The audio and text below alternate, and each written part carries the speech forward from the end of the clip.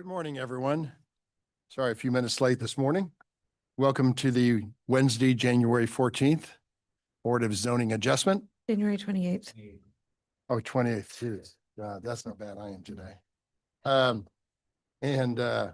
First of all, I'd like to thank all city staff who have prepared cases in your behalf. They work really hard to do that, and I want to thank them personally today. I also want to thank my fellow board members around the table. They volunteer their time 2 times a month to come and hear your cases. We serve at the pleasure of the mayor. It's an unpaid, position, but we're glad to do it for you and for the city.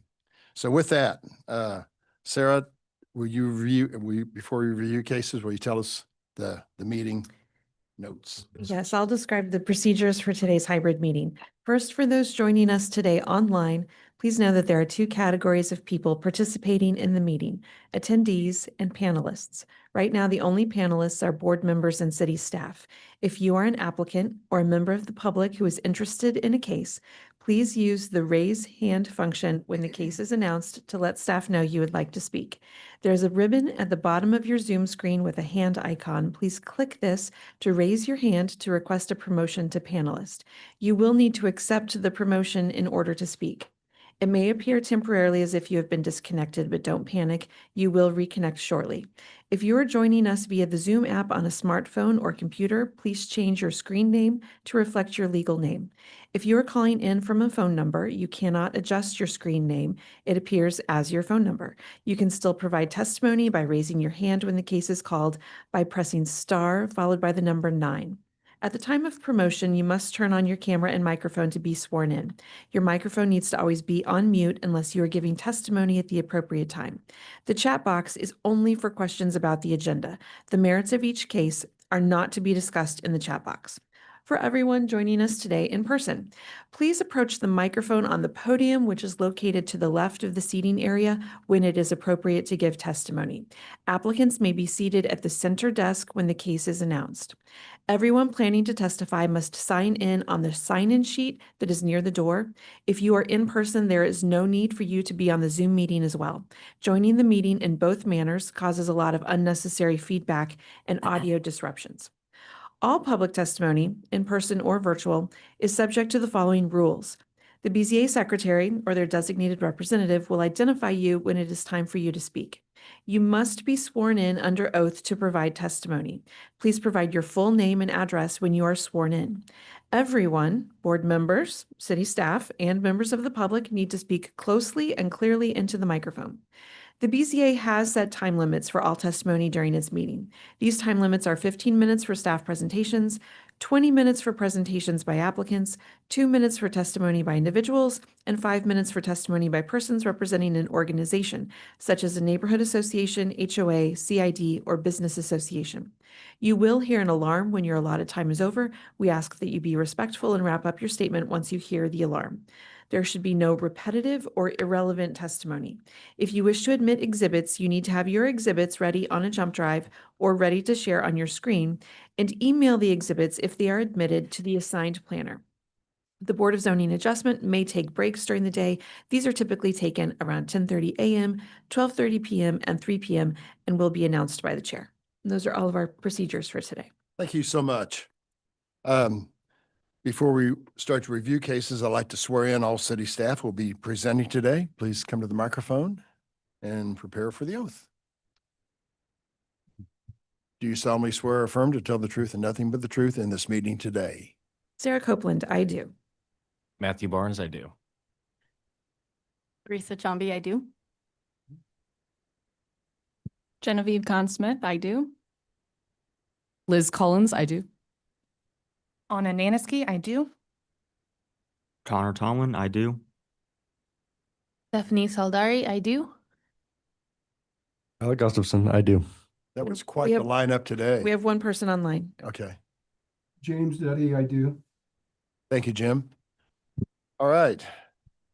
So Sarah, I'm going to turn it over to you to identify dismissals and or continuances. We have three continuances today. The first is docket item number 3, case CD BZA 2025-196, a request to approve a special exception to permit a fence greater than permitted on the subject site, plus any additional variances on about 0.11 acres generally located at 2333 Quincy Avenue. The applicant has not paid the previous continuance fee, so we ask this item be continued again to your next meeting. With or without fee? That is up to the board. Okay. What's the staff's suggestion?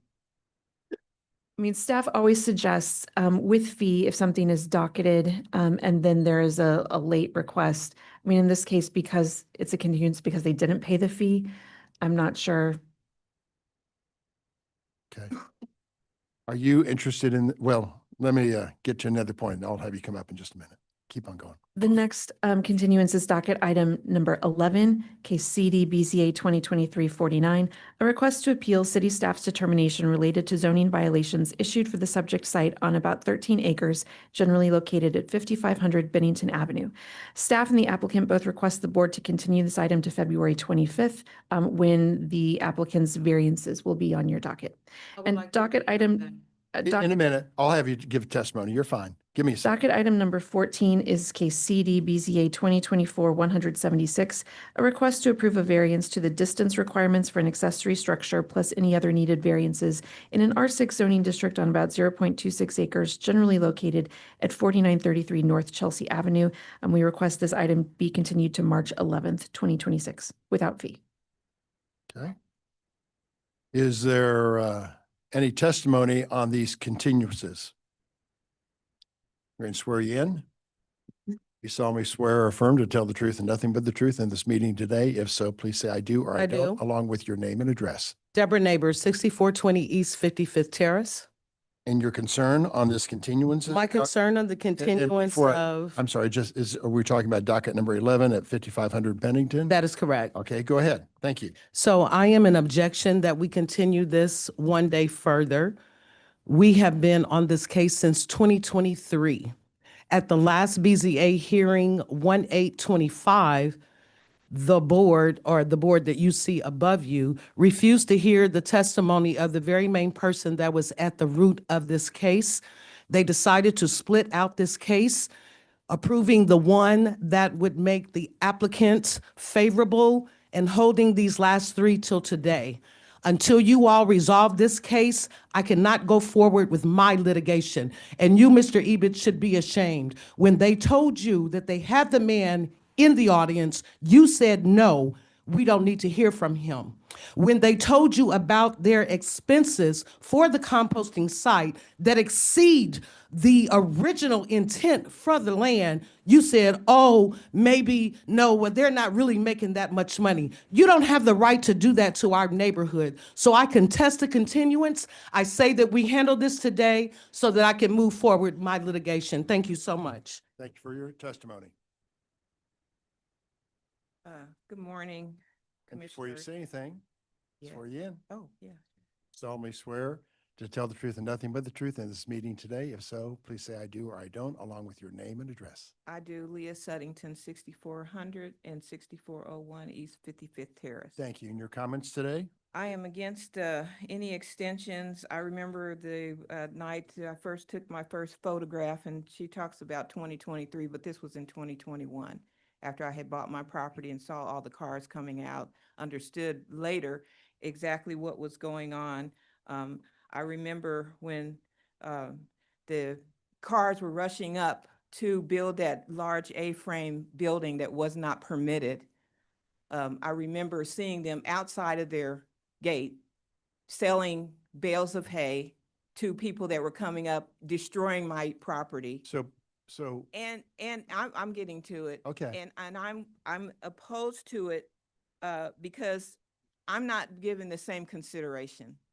I'm a neighbor there, been in that neighborhood 40 years, and after the MPD was disregarded or not approved, we were just monitoring everything and trying to keep track of everything. And all of a sudden, all of these people who were coming over into our neighborhood started making complaints against our property. They said our dogs were loose. They've never been loose. Any of my Neighbors can testify to that. They've talked about the piece of wood that's at the top of my garage.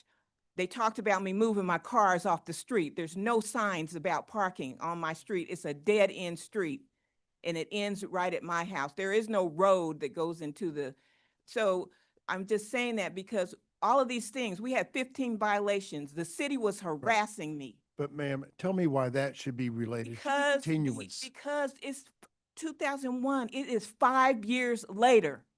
And I'm still dealing with the harassment of the city. I'm actually required to get things done in 2 days, to move a tire within 2 days, to paint a structure within 2 weeks.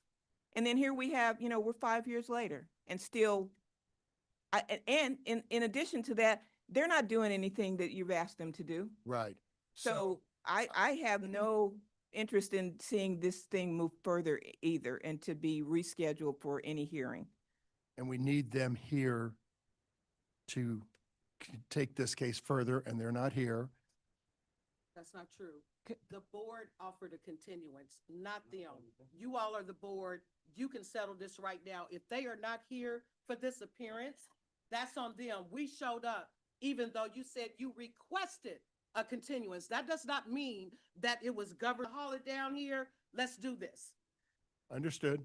Okay, Thank you. so let's get to the rules, or do I need to pull out my laptop? I know I've been through this for the last 3 years. I know what you can do. I know what you cannot. You requested, not governed it. So they're not here to oppose the continuance. We win. Let's hear the case. I have a question, Mr. Chair. We're not hearing this case today because the applicant has failed to pay a continuance fee? That's But not our ma'am, problem. ma'am, please stop, okay? This is a public hearing. I need to have my questions answered. Please be respectful. I understand you're I'm upset, sorry, I but- apologize. but you need to wait your Very turn. passionate. Okay, I appreciate that, but I need some questions answered, okay? Okay, So let's go. please be respectful. Docket item number 3 on Quincy Avenue, they have not paid a continuance fee, and Okay. that's why we're requesting that to be Okay. continued. And, They're speaking to docket item number 11. Yes. and And so what's the status and why aren't they here today? That's what I want to understand. City staff docketed this item for today to bring the appeals, which were continued off docket, back onto the docket, asking you to act on them. After we did that, the property owner applied for variances. Those variances are being docketed for February 25th, based on when they applied, which was after we had docketed the appeals for today. So we are the applicant has requested these appeals be continued to match up with when the variances will be heard. City staff has no objection to that, and that's why the request for the continuance. the variances would resolve if approved, the variances would resolve the violations. The 3 notices of violation, the variances would likely resolve 2 of them. So as I understand it, when this board hears cases, ma'am, and I understand your passion, right? I appreciate that. But splitting the issues in this case does not make sense, okay? And so we can hear all of this on February 25th, and it will not be continued again. Can I say that Mr. Ebitz split the case the last time that we were here in 1/8/25? So does it work for him and not us? Didn't work for me. It did work for you, sir. You said, you can bang your gavel all you want. This is my life. This is my home. You were out of line because the city manager got to you.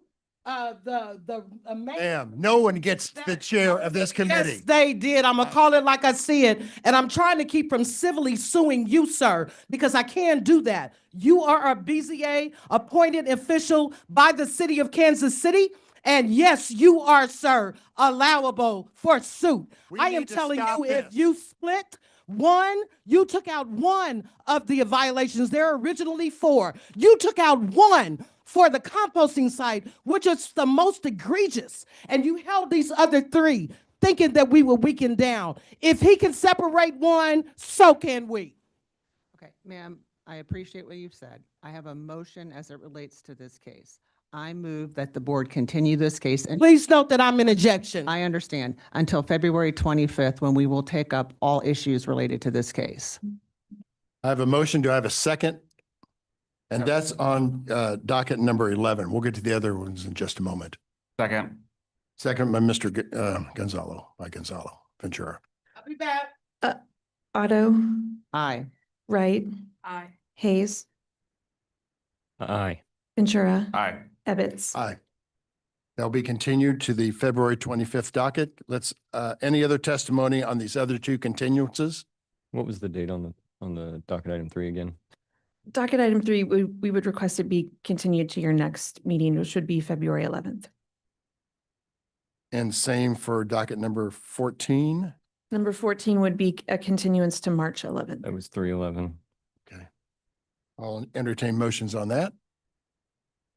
I make a motion that on docket number 3, we continue this matter until February 11, and on docket number 14, that we continue it to March 11. I have a motion by Ms. Otto. Do I have a second? Second. Second by Mr. Ventura.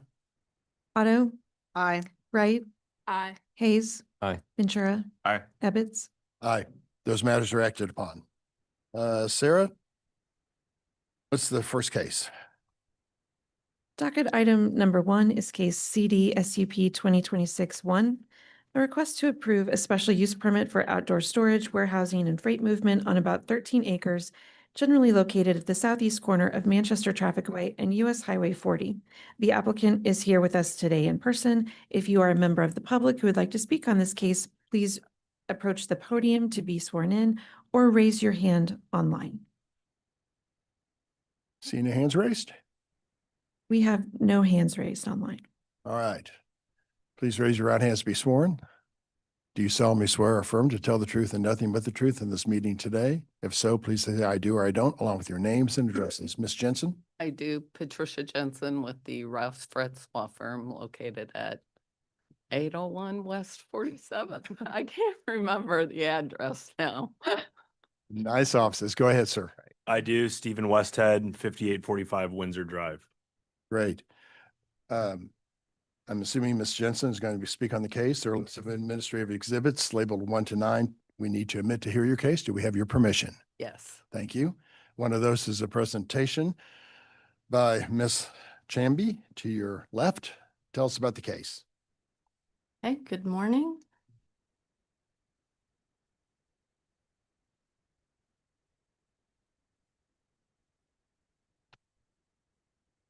All right, so as was just mentioned, this is CD SUP 2026-1 for 7300 East US 40 Highway. Here is the subject property location. This is just north of Highway 40. And here's an aerial at the site. Right now, it is comprised of 3 properties. You can see the blue lines separating them just here on the screen. The property and the surrounding properties are zoned M1-5, and there's 1B3-2 just to the southeast. And then taking a closer look, the image on the left is the ortho from 2024. And then the ortho, or the picture on the right, is the ortho from 2006, showing warehousing and storage as well. This is the site plan that was submitted by the applicant, and so I'll just go through some highlights. The shaded blue area is a concrete area. It also has an existing building that will remain and has the staff and visitor parking. The remainder of the site is gravel and is fully fenced in. These 2 areas that are highlighted in yellow have very tall retaining walls, and we'll get into more detail about the more northern line here in a minute. And then the red circle represents the Yelp gate that was requested by the fire department. The applicant also provided a parking exhibit to show how the vehicles will be stored properly on the site and will provide sufficient circulation in between the parking stalls. Here are some pictures of the site from US 40 Highway. And then looking directly at the site, you can see the existing building to the left here.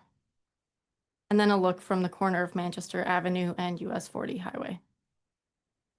So moving on to the approval criteria, does this comply with all applicable standards of the zoning and development code?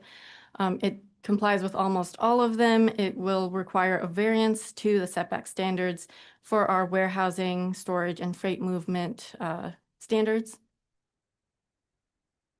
And then B, is it in the interest of the public convenience and will not have a significant adverse impact? No, the use that is currently on the site is compatible with the uses to the west, north, and east. All those uses are also of the industrial type. And then D, is it compatible with the character in terms of operating characteristics? Again, it does match the surrounding area in terms of operating characteristics, and we do have conditions on the special use permit that we get an outdoor lighting plan in compliance with the code. So moving on to the variance request, and I do have an image of that of the site just after this slide, but I'll go through it very quickly. Section 378021 requires that outdoor uses be prohibited in any required setback or within 10 feet of the property or right-of-way line, whichever is greater. The request is a complete deviation to allow for outdoor standards within that 10-foot setback, and it's specifically for the 335-foot section along the eastern property line, and it's identified on the site plan as 25 semi-parking spaces. And so that would have a 0-foot setback if you decide to approve that variance. This is a complete deviation from this section of code. And while a substantial change to the character of the neighborhood is not anticipated, because the use has been in the neighborhood for approximately 30 years, the intent of the code is to act as a buffer for those surrounding uses. This specific area is immediately adjacent to one of the more industrial sites as well.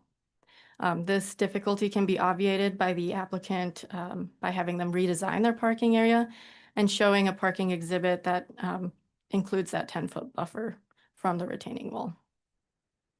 So again, here is the section of the parking area that is immediately adjacent to that property line. There was one condition that the City Plan Commission revised, and it wasn't in your staff report, but it is in the CPC disposition letter. And so I just wanted to bring it to your attention that this is what the City Plan Commission revised it to.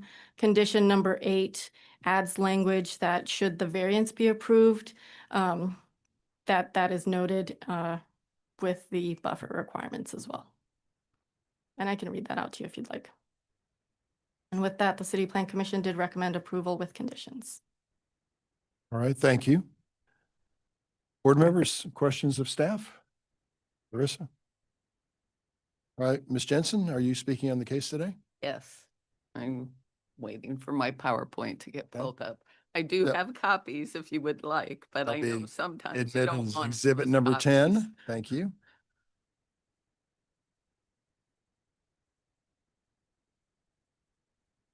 So, Mr. Chair, members of the commission, as we've stated, my name is Patricia Jensen and I represent Stevie Westhead, which operates ISF Holdings out on 40 Highway. I don't know how many of you have been along this stretch of 40 Highway. It is a very, very intense industrial area. And Stevie and I have been working on several things. A portion of Stevie's property was zoned B2 previously. And we went through a rezoning process about a year and a half ago to rezone the entire site to the industrial district. So we went through a City Plan Commission, City Council process there. Later on, we had discussions on the gravel parking that existed out there, because it certainly was not in the city's interest to pave the entire property adjacent to the Blue River. So the City Council passed an ordinance to allow gravel parking in certain circumstances. We went through that. It was an administrative approval process, and the Plan Commission, just stay at the first slide. Oh. The Plan Commission, or the city staff approved the alternative parking for gravel parking out there. That was about 6 months ago, I believe. So we've gone October. through a couple of processes. October. I want to show you pictures of what this property looked like ahead of time. I think you guys have seen this before because this is out in the area where Skip Slicer owned a lot of property. So you've considered cases out there. This is the condition of the property prior to the time that Stevie acquired it. It was used as a junkyard. Couple of pictures. The next picture is the ISF holding ownership. The next one. And you can see that they have made a substantial change in the appearance of that property since Stevie acquired it. The next slide is a picture of what it looks like from 40 Highway. And then the next slide is the approved alternative compliance plan for gravel parking that was approved on October 20th. The next slide is the special use permit plan. And we have identified the use. It really is to park trailers, and Stevie can speak more to his business, but these trailers sit there empty until they're needed to be used. The next slide is, of course, the parking exhibit that they asked us to show the order of parking. And then the final slide is the statement of practical difficulty with regards to that 10 feet. That's on a very limited area. And basically it sits next to a wall. And it's not going to affect the property to the east of us. With that, as Larissa noted, the City Plan Commission heard this case on January 26th and recommended approval. And we would ask you to do the same and recommend, or not recommend, to approve it subject to the conditions that includes the granting of the variance for the east side. I do want to personally thank the staff. We've gone through a lot of steps along the way. This became a last minute issue dealing with needing a special use permit plan. And we very much appreciate staff accommodating a schedule. So with that, we are available for any questions. Just as I understand, just so I understand the business, is this intermodal or is trailers or are this just regular semi-trailers? It's regular semi-trailers, so they're called dry van trailers, just the boxes. And basically we offer satellite storage for companies that can't park them in their own facility. What kind of traffic do you have in and out of this proposed? Very little traffic. Most of our customer base is built from fleets. Okay. So I think Ryder, Hogan Truck, Mhm. you know, little businesses around there that just need extra space. So they may rent 20 spaces from us and grab them as they need them, but it's not highly trafficked or used as a satellite site. Okay, so there's not trailers that have goods parked there. They're empty trailers. There correct? could be trailers with goods okay. there on occasion, but generally they're empty trailers. Okay, all right, thanks. Any other comments, Stephen, before? I think the only comment that I can make is on the setback request. There's about a 20-foot concrete retaining wall on the east side of that property that abuts Missouri Organic and what used to be a landfill. So I just don't see that a 10-foot setback in front of that wall is really going to achieve anything for anybody. We can easily adjust our parking arrangement to allow for a 10-foot setback if we need to, but we'd prefer not to waste the space. Have you talked to Missouri Organic about this? They actually used to be a tenant on our site. And believe it or not, the wall is so tall, and then the grade is so tall going up to their site, you can't even see, you know, from our site. So We did host public engagement meetings 2 times, one recently. Nobody has ever attended our public engagement meeting. Thank you, Ms. Jensen.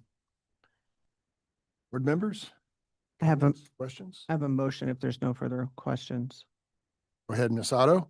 In docket number one, I move that, and case number one, I move that the board approve the special use permit subject to the conditions outlined in the staff report and those in the CPC recommendations, in accordance with site plans. Thank you. Thank you, Ms. Otto. Do I have a second? Second. Second from Mr. Ventura. And just to confirm, that includes the variance. Correct. Otto, Aye. Wright, Aye. Hayes, Aye. Ventura, Aye. Ebbets. Aye. Your project is approved. Thank you for coming before us. Thank you for your time.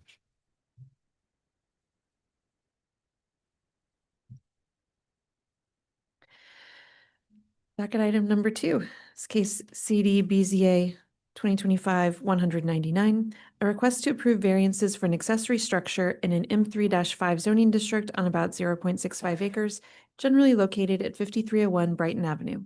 Alec Gustafson is the staff planner for this case. If you are the applicant or a member of the public who would like to speak on this item, please raise your hand online or approach the microphone on the podium to be sworn in. We do have a hand raised online from Matt. I will Right. promote Matt to panelist.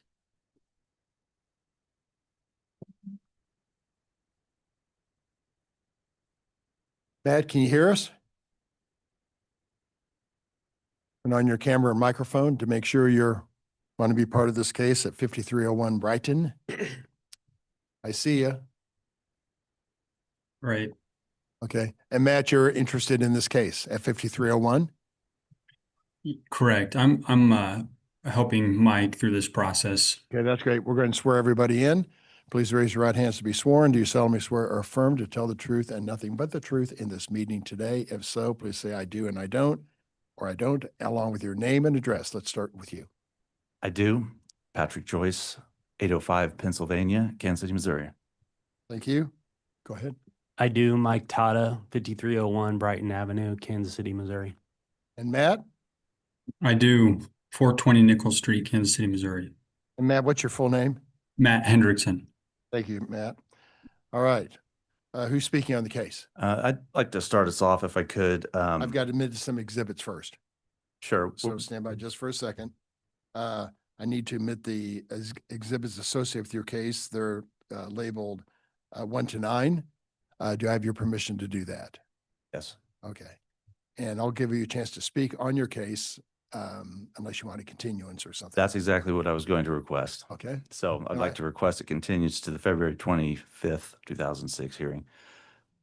Okay. Board members? Staff would request that be with fee. Okay. Because we're prepared to hear you today. That's Correct. why. That's fine. This is the first time you've asked for a continuance? Yes, it is. Yeah. Is there any opposition on this, Matt? Do you have any opposition to this? No, sir. Okay. Board members? I would make a motion in docket number 2, case number 199, that we continue this case until our February 25th board meeting with fee. With fee. I have a motion from Ms. Otto. Do I have a second? Second. Second, Mr. Ventura. Please call the roll. 1 second. Let me catch up here. Otto, Aye. Wright, Aye. Hayes, Aye. Ventura, Aye. Ebbets. Aye. We'll see you on the 25th. Thank you. Thank you.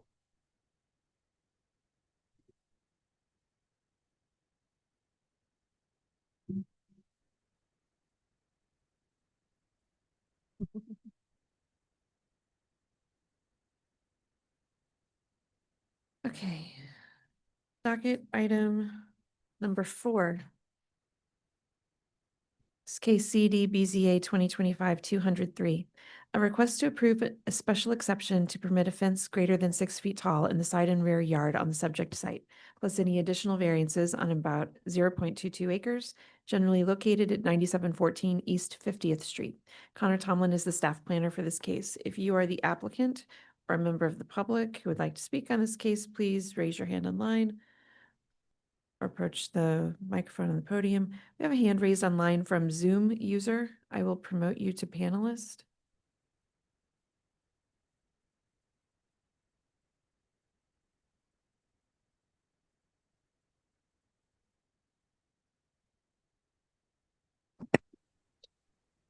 Good morning. Morning. Are you the property owner or interested in this case? I am the property owner. Okay, great. Go ahead and raise your right hand to be sworn. Do you solemnly swear or affirm to tell the truth and nothing but the truth in this meeting today? Yes. Please state your name and address for the court reporter. Matthew Isherwood, 9714 East 50th Street, Kansas City, Missouri. Thank you, Matthew. There's a list of administrative exhibits labeled 1 to 9 that we would like to admit for your case today. Do you have any questions on those? And if not, do I have your permission to admit those? You do have my permission. Thank you, sir. Part of that's a presentation by Connor Tomlin. Connor, tell us about this case. Okay, we have docket item 4, CD BZA 2025-203, located at 9714 East 50th Street. This is an R7.5 zoning district. The request is to grant a special exception to permit a fence greater than 6 feet in the rear and side yard on the subject site, plus any additional variances. This is the general location of the site, and a closer look at the site outlined in yellow. This is the site plan marked in yellow is where the fence is going to be at a compliant 6 feet, and in red is the request for a 10-foot fence. So the request is a special exception of 4 feet to permit a 10-foot fence in the side and rear yard of the subject site as marked on the submitted site plan. Again, that's a 4-foot deviation or a 66% change.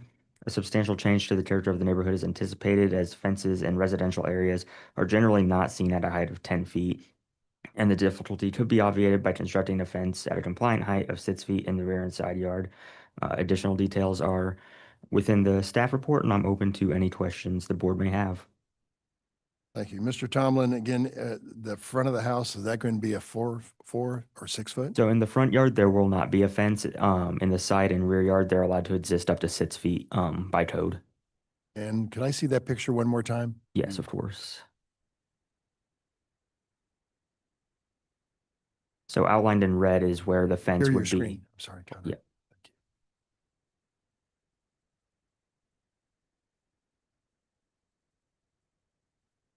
Okay, so outlined in red is where the fence would be a non-compliant height at 10 feet. Right. East and southeast side. Any other questions of staff? Mr. Isherwood, why should we grant your request today? 10 foot is kind of high for us.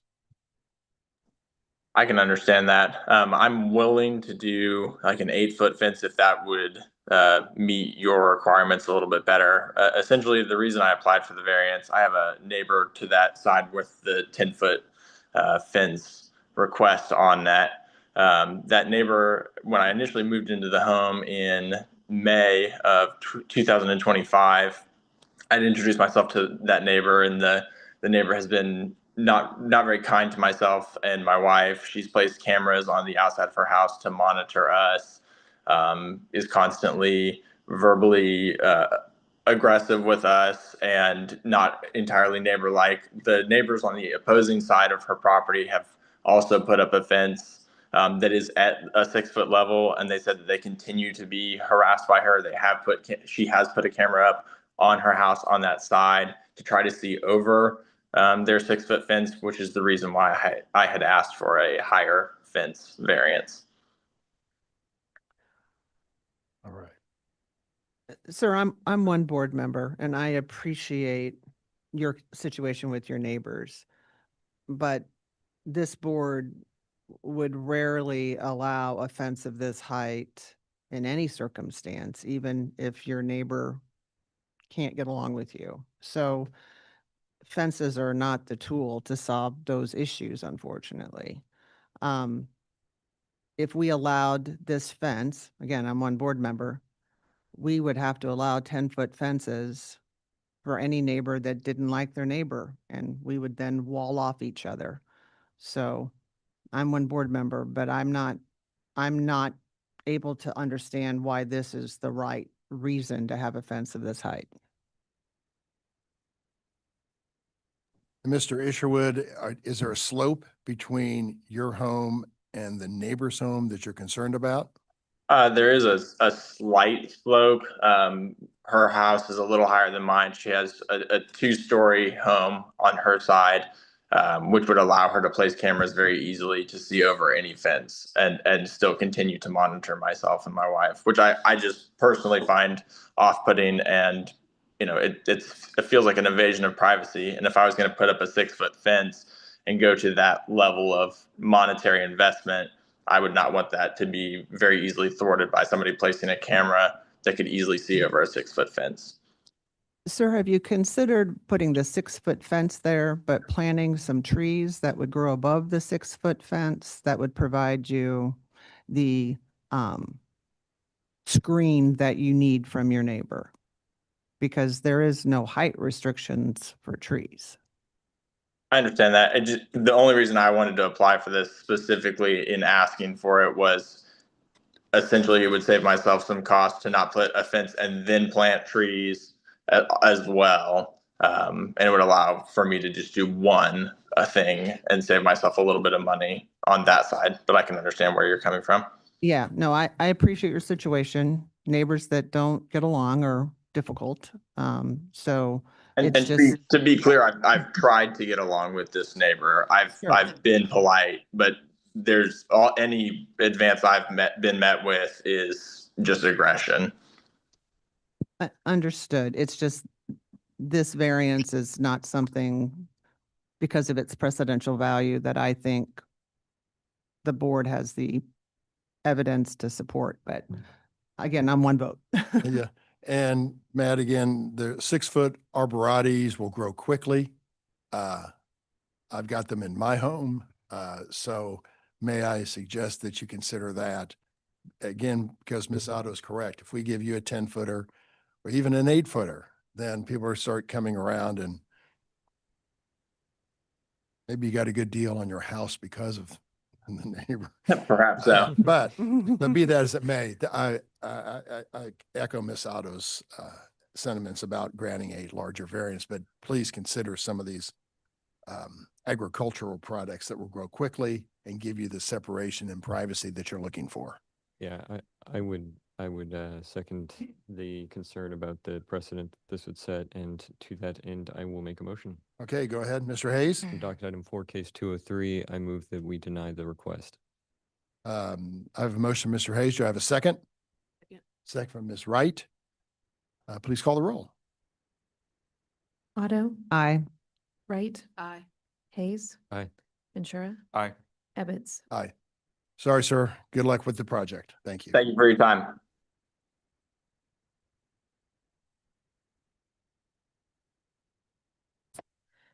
Docket item number 5 is case CD BZA 2025-150, a request to appeal city staff's determination to require a special use permit for the establishment of indoor warehousing on about 5.2 acres generally located at 4840 East 12th Street.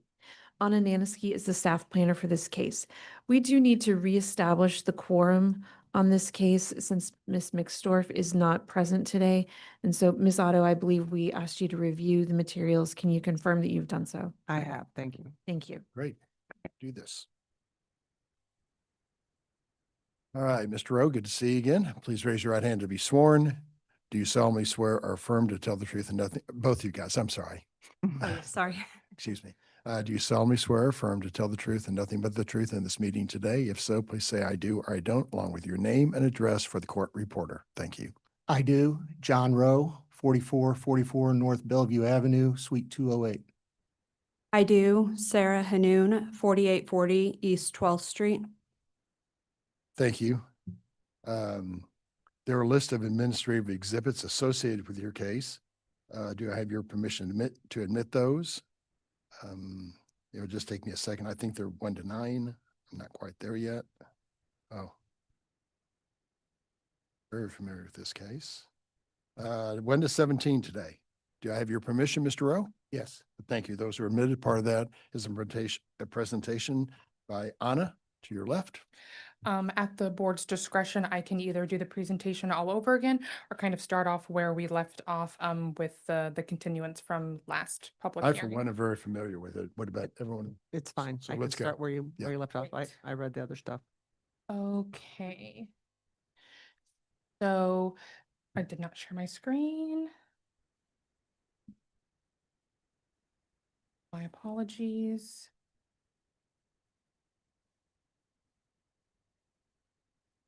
Okay, so the Board of Zoning Adjustment requested that the case be continued so staff could do some additional research in terms of the designation of East 12th Street as it is connected between Van Brunt Boulevard along the side of this property and the cemetery to the south, as well as looking at whether or not the railroad right-of-way is creating some sort of like buffer, or if it's because there's a park directly to the north. If that means that this property is adjacent to the park and the railroad does provide that buffer, that is not the issue at hand that city staff is discussing or was discussing. We have found since the last public hearing that there is an error in parcel viewer. The GIS team, they digitized the major street plan and they put this data, available for all of us. This is to help with, quickness and ease of accessing this information so we can, apply these regulations to the whole entire city. So, that is unfortunate, but I will acknowledge that there is an error in parcel viewer, and this particular section of East 12th Street is not a parkway or a boulevard. Just Van Brunt is on the west side of the property, and then as it continues further down. But we also want to address the fact that, city staff and other projects have viewed that the use is attached to the entire parcel, and the required aspect of such use, for example, as parking. So we're looking at whether or not this use is applicable to the use restrictions of the boulevard and parkway standards, thus needing a special use permit. We still believe that to be true. And I'm going to use an example from another case where a applicant went, above and beyond to ensure that their use was not adjacent to or 150 feet from the parkway. So this is the storage of motor vehicles on this particular property. And the use of this storage parking lot was never within 150 feet of the parkway, which is Cersei Creek Parkway. However, there was a separate parcel that was created as a buffer in between this particular property and the parkway to ensure that this project was not adjacent to or within 150 feet of the boulevard and parkway system, thus making it completely not applicable to those standards, because the use would have been prohibited if it was applicable to those standards. So that just reiterates city staff's position that the city staff did not err in saying that a special use permit was required for the subject property. I'm just going to go back to this since the indoor warehousing use is required to be established by an SUP. And that concludes my update for the items that that the Board of Zoning Adjustment requested. All right. To summarize so that I make sure I understand this correctly, staff's saying that the 12th Street is not a parkway. That was an error. However, the use does not apply strictly to the structure, but the entire parcel, and therefore it's adjacent to or within it and within 150 feet. 150 feet of Van Brunt on the west, Correct. and therefore that it violates that buffer. Well, that the boulevard and parkway use standards are applicable to the property since the use is adjacent to the boulevard. Some of the design standards, for the building wouldn't be applicable since the building is outside of that 150-foot buffer, but that the SUP would still be required. Okay. All right. Further questions? Mr. Rowe? Yes, just very briefly, Mr. Chairman, because we had a full presentation last time. The determination that a special use permit was required, made by staff, was based on two premises. You're adjacent to a park, and even if you're not adjacent to a park, you're within 150 feet of a boulevard referencing 12th Street between, let's see, it's Hardesty and Woodland, the section that would be adjacent to the subject property. At the last hearing, I presented a letter from the title company that confirmed that with respect to the park issue, there was an intervening owner, so we are not adjacent to the park. The revised staff report admitted today, and as Ms. Nanisky has said, confirms on page 2, quote, due to the KCT railroad right-of-way, the subject site is not adjacent to a park. Therefore, the adjacency to a park cannot be the reason for requiring a special use permit. The second reason given was you are within 150 feet of 12th Street, which is classified as a boulevard. I presented evidence at the last hearing that the boulevard classification has to be listed in the major street plan, not parcel viewer. And so the major street plan does not identify this section of 12th Street adjacent to the subject property as a boulevard. And the staff report admitted today confirms on under item 6A, quote, page 35 of the Kansas City Major Street Plan does state that East 12th Street between Woodland Avenue and Hardesty, the section of road adjacent to 4840 East 12th Street, is classified as an established arterial. It's not a parkway or boulevard. So the second reason given in the staff determination for requiring a special use permit, that you are within 150 feet of a boulevard, is in error. Now what we're hearing is that, well, you are adjacent to Van Brunt Boulevard on your west side, and therefore you have to get the special use permit. But that argument ignores a very specific provision that I pointed out at the last hearing, 88-323-01-A, applicability. This is under the Boulevard and Parkway standards. Very clearly says, quote, the standards apply, however, only to that portion of the adjacent property, parcel or lot, located within 150 feet of the boulevard or parkway. We're talking about indoor warehousing. The closest building to Van Brunt Boulevard in which indoor warehousing takes place is more than 150 feet away from Van Brunt Boulevard. So it's kind of been a shifting argument here. You're 12th Street's a boulevard, and therefore you got to get a special use permit. Okay, 12th Street's not a boulevard, but Van Brunt's over here, and your use begins within 150 feet. This board granted variances to the Parkway and Boulevard standards to the very parking lot that separates the building in which indoor warehousing takes place from Van Brunt Boulevard. And so to adopt that interpretation in this particular situation, I can't talk about the Searcy Creek Parkway one, I don't know that case, but that would ignore the express language in the statute. So the best I can say is a reminder, the zoning ordinance, Zoning and Development Code, section 88-15-01, meanings and intent, says, quote, the language of the Zoning and Development Code must be read literally.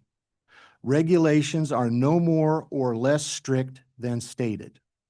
And in case anybody wonders what the word must means, 88-15-02-C says, quote, the words must, will, shall, and may not are mandatory.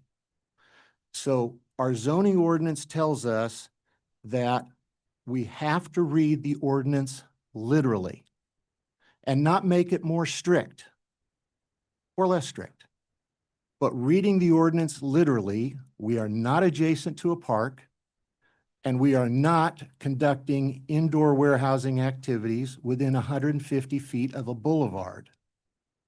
And so with that, we are respectfully asking that the determination, our appeal of the determination that we need to get a special use permit, we're respectfully asking that that appeal be upheld.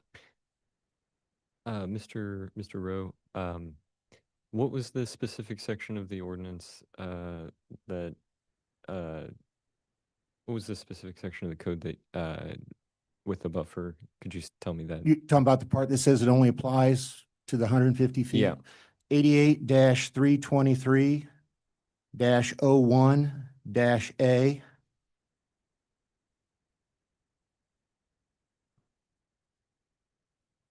And the proposed warehouse is how many feet from Van Brunt? It's a little over 200 feet away. And BZA member Hayes, the language you're looking for is also listed in the revised staff report that was admitted here. And do you know what page that's on?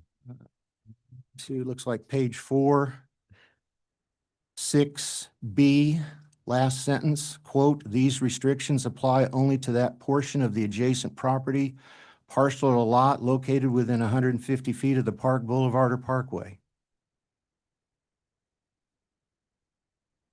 We have to read that literally.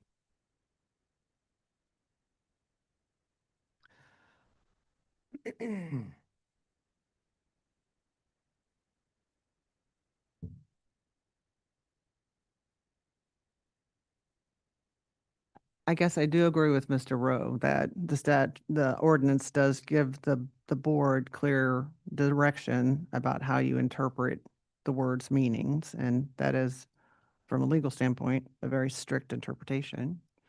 I think on that point, as one board member, I would say that I think I would disagree with the characterization that city staff has continued to make up new reasons why there are issues. It seems that there were a number of issues that had to be addressed and that they've been addressed individually, and that it has not been purposeful to delay this project, I think was kind of the characterization of how it was put. But I think I would agree with Ms. Otto on the interpretation of the statute. Now that we have clarification as to East 12th Street, which also, you know, this is why we check and this is why we ask for this. Yeah, I'm reading the words only to that portion of the adjacent property located, and the word portion there, I think, is doing heavy lifting there. I have a motion. Go ahead, Ms. Otto. In docket item number 5, case number 150, I move that we grant the applicant's request and overturn the determination of city staff. I have a motion. Do I have a second? Second. Second from Mr. Ventura. Please call the roll. Otto, Aye. Wright, Aye. Hayes, Aye. Ventura, Aye. Ebbets. Opposed? The project is approved. Thank you Thank very you. much.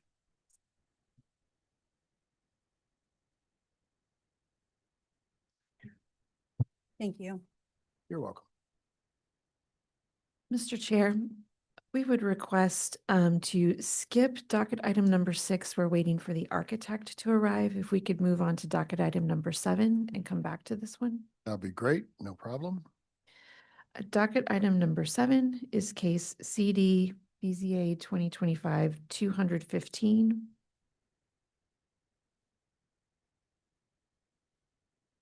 Request to approve variances to the main corridor overlay for building height and transparency and any other needed variances. Hoping that Genevieve is going to walk into the room here in a minute.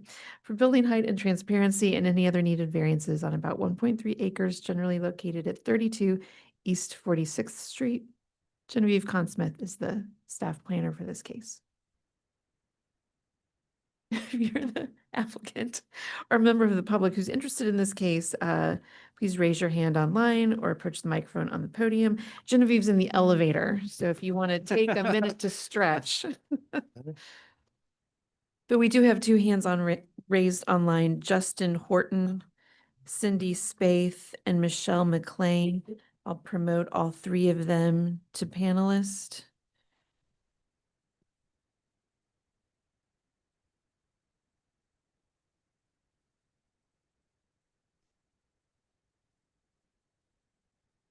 You would all turn on your cameras and microphones to be sworn in. See one of you.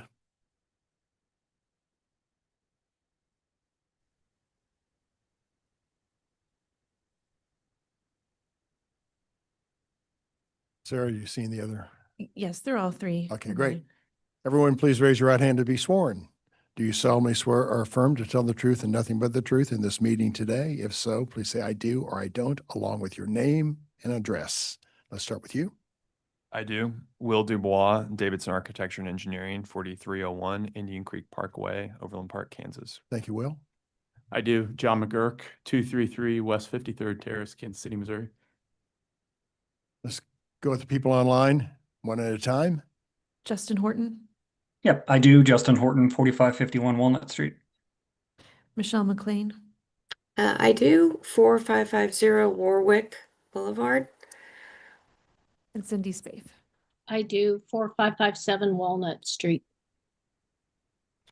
And Justin, Michelle, Cindy, are you opposed or for this item? Opposed. I am Opposed. Wait, I just want to know for or against. And then we'll give you a chance to speak. Michelle? Opposed. Okay. And Cindy? I'm opposed to this variance. I'm not opposed to. Hold on. We'll give you a chance. All right. Gentlemen, who's speaking on the case? Is that Will?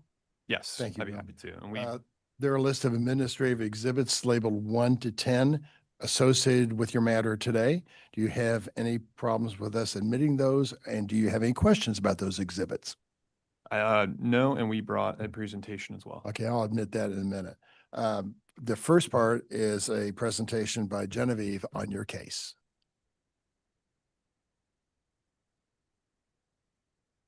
All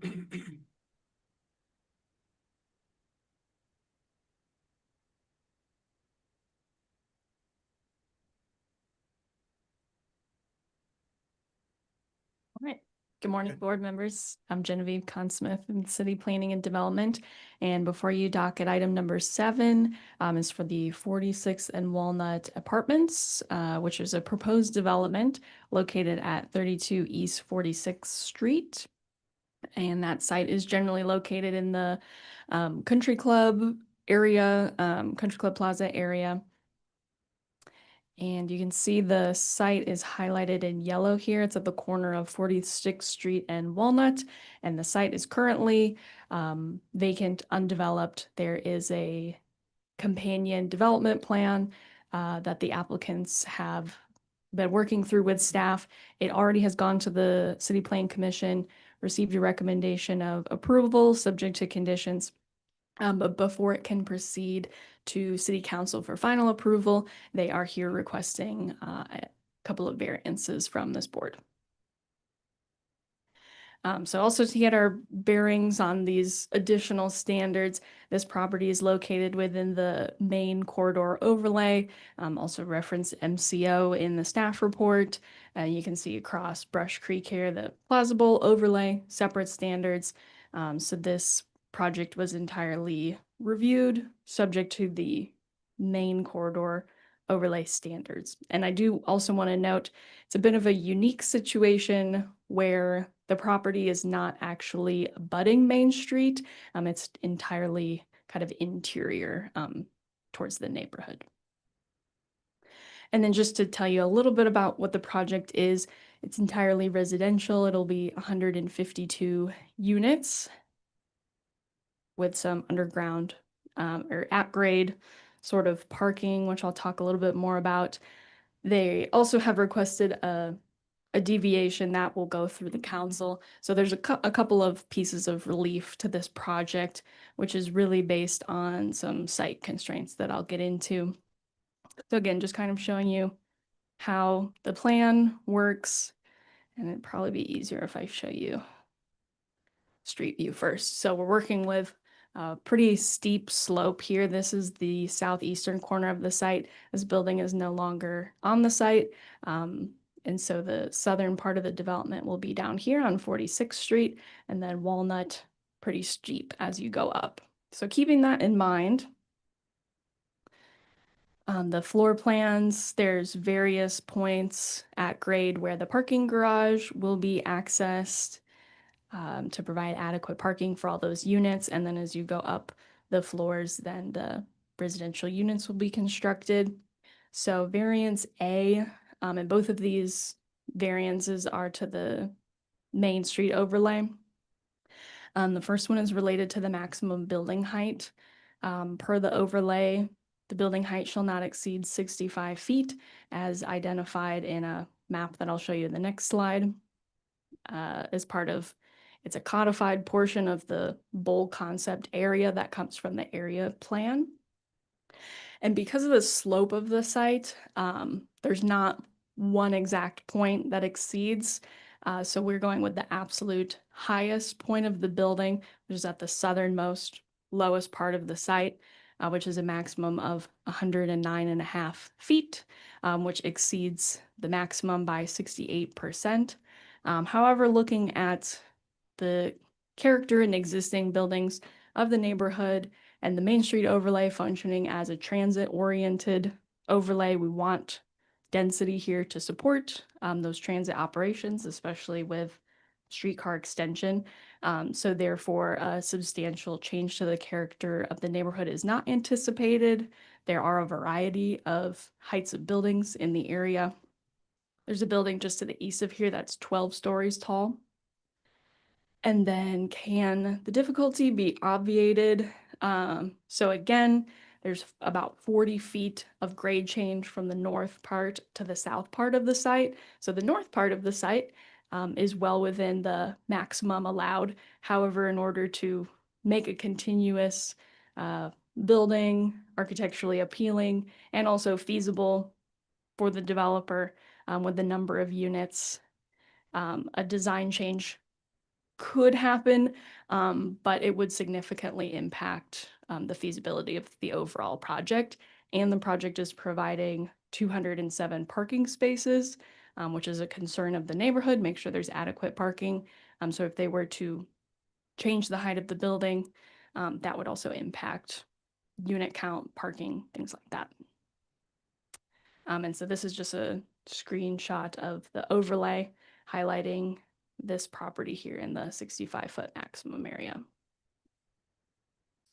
And then the building elevations, like I said, this is the very tallest point of the building at 109.5 feet. And so this is the elevation if you're on 46th Street on the south. And then this is the eastern elevation along Walnut. So like I mentioned, the north part of the site, it's a maximum of about 55, 56 feet. So we're well within for that north part of the site. Again, just showing kind of the grade change. This is the north elevation, and then this is the west elevation, again, where you see that drastic grade change here. So then the second variance, variance B, is to the transparency standards in the overlay. The overlay requires 40% transparency for any facade fronting a street, and it actually says 40% for the second stories and above, so it's not just your ground level transparency requirement. And so again, there's a lot of different elevations, a lot of architectural things going on the various floors. So rather than say, give a specific percentage for each floor on each part of the building, the request is just referencing the plans, which I'll show you, that have a breakdown of those percentages. So overall, the area with the least amount of transparency, and again, this is going to be floors 2 and above, really, and on the eastern elevation that I have here along Walnut, we have about 28% across the board. For those upper floors, that is a 30% decrease in that requirement. but a substantial change to the character is not anticipated because the applicants did work really well with staff to make sure that the priority was on the ground level, transparency, and where they weren't able to do transparency where the parking garage is, they did some alternative glazing like spandrel glass to give that appearance. So substantial change is not expected. And actually looking at a lot of the other buildings in the area, it's hard to say whether they would meet those standards since they were constructed prior to the overlay. And then can the difficulty be obviated by something else besides a variance? Again, the location and the actual transparency of the windows is dependent on the unit mix and the floor layout. And so changing that could also change what goes on inside the building, which again could affect the feasibility. But overall, the percentages on the southern facade are very close. There's some more unique townhome style units on the front, and those basically have floor to ceiling windows. So staff felt that that met the intent of the overlay. And then the little bit more challenging side on Walnut. Again, this is all parking garage right here. So there are some glazing alternative options. And the numbers are a little confusing again because of the grade change. So for the parking garage area, there's a total of 15%. This first floor of actual units, 39%. Those put together equal really the 40% on the first floor, which staff was pleased with. And then those upper floors aren't terribly concerning since they don't contribute to the pedestrian experience as much. And then just some renderings to give you a better idea of what this will look like. These are those townhome units. And then this is that eastern facade that I was just showing. And then just a couple of views of the site. This building was demolished in 2022. So there was a building there. The neighborhood knows what it looks like to have a building there. Obviously, it looks a little bit different than what's proposed. And then you can really just see how steep the site is. And this is looking south. That is my presentation. I do have Luke Ranker, who's the 4th District long-range planner here. If you would like any additional information about how this impacts the area plan and the transit opportunities in the area. All right. Mr. Allegri noted that we need to have you admit the main corridor overlay as an exhibit to this case. It wasn't attached to the staff report. This would be ordinance 171037. It would be exhibit 11. That will be admitted as exhibit 11. And Luke, do you want to come up and tell us your perspective on things? And then we'll get to. I believe I need to be sworn in. You do. Do you solemnly swear or affirm to tell the truth and nothing but the truth in this meeting today? If so, please say I do. I do. Righto. All right. So as Genevieve noted, we are, when we're looking at this site, its proximity to the streetcar line is really important. The area plan specifically says a higher density of attached housing, which is an apartment, clustered in approximate to transit corridors is a high goal here for the Midtown area plan. And as you can see on these two maps, the site is within a 1/3 mile and about 6-minute walk to 2 of the new streetcar stops. So looking at the long-range plan and the Main Street overlay, we determined that the height variance would be appropriate to create that density. All right. And again, this doesn't really front Main Street, correct? No, yeah, that's a little bit of a trick. It's fully fronting either Oak or 46th. So the Main Street overlay specifically talks about buildings on Main. So there's a little bit of kind of vagueness to that we kind of had to reinterpret a little bit to get to the height variance that we're at. Questions of Luke? Why does the height variance exist, or the height requirement? This was something that was brought in, the Main Street overlay, and I'm not familiar with this history too intimately, but this portion of the Main Street overlay was attempting to match the bowl concept that's across the street, but it is different than the bowl concept. So it's a little bit more nuanced than the bowl is because it's trying to create the density on Main Street, but it was trying to mimic that Plaza Bowl area. So, okay. I mean, this is sitting right behind the Ponce de Leon building, is my understanding, if I'm getting this right in my head. And there's the church further down the hill. It's right down the hill from our office building, Yeah. Mr. Ventura. Well, my question, I guess, is because if this variance were to be granted and the height were to be allowed, does that not change kind of the whole purpose of the overlay plan as I kind of understand it? Well, I think there's something to note both with the area plan and sort of with the Main Street overlay, and both of those were created prior to the existence of those streetcar stops. So it would, but this also brings it in line with the density that the streetcar hopes to achieve. So the Main Street over, the Midtown Plaza plan was adopted before even or around the same time as the original starter line started. So there was no contemplation of the density that would be required for a Main Street or a streetcar style transit line. I'm just one board member and we're going to hear more, I think, but I guess my concern is it kind of sounds like this is requesting us to change an ordinance. Because once we allow this and set this precedent for one building, we'd be setting the precedent for all future buildings in this area, which it sounds like is kind of the city's desire to build the density. I understand that, but there is an ordinance in place and we would basically be overriding that ordinance moving forward.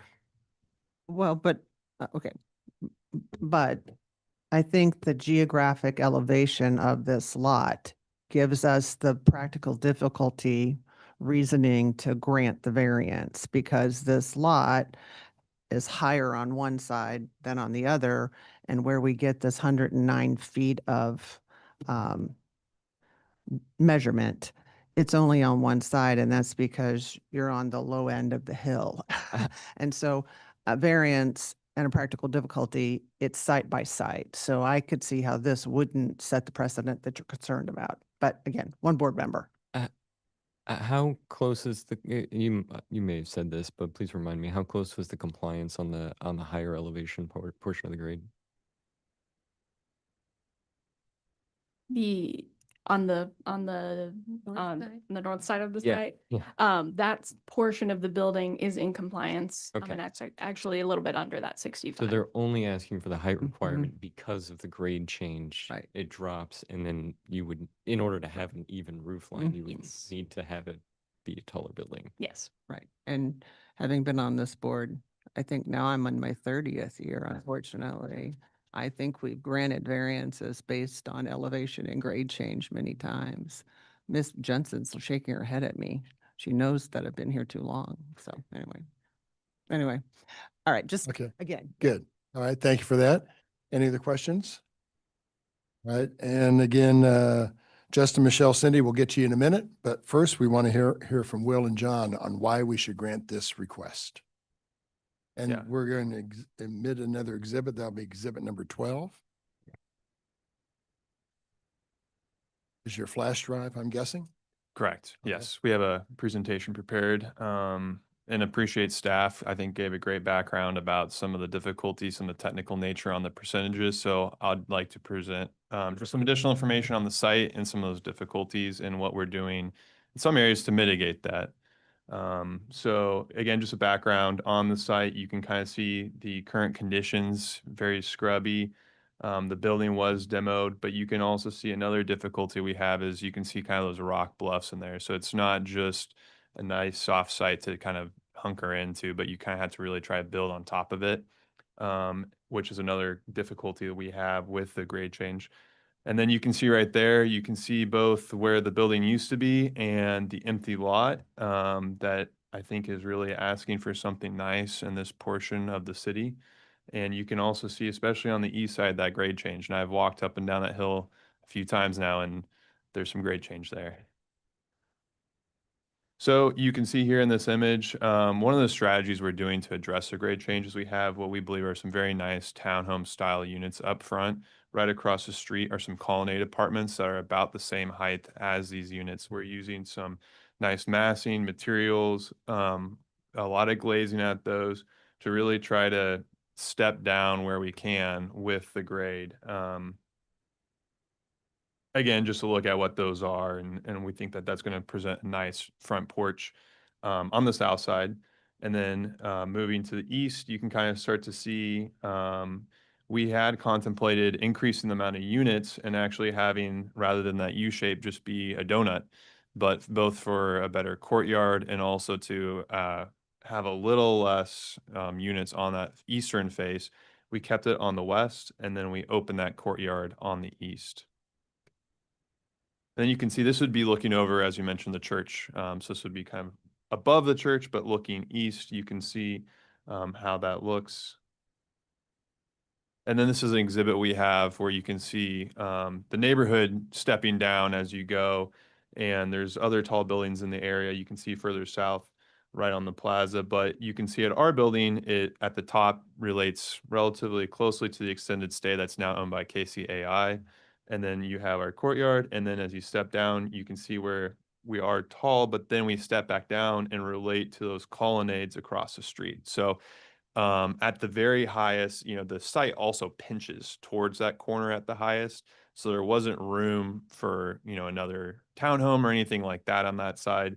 So that's why you see that larger discrepancy in height on that side. And this was just a site plan. You can see some of the surrounding, the ponds, as mentioned, to the west, atriums to east, the church you can see a little bit to the southwest, and just off the screen is that 12-story building that is a little bit higher than us up to the northeast. And this is kind of some of the meetings we had. John's been at all these and been in close communication. I believe he's been in communication with some people are on the meeting list today, but really trying to hear neighborhood complaints, understand the car issue was a big one. Also dog bags and stuff like that. But just again, demonstrating we have had the required meetings, but many other meetings as well to hear concerns. With that, we are excited about this opportunity. That 40 feet really is, I would say, relatively unique to the site and presents unique challenges too that we wouldn't encounter on every site.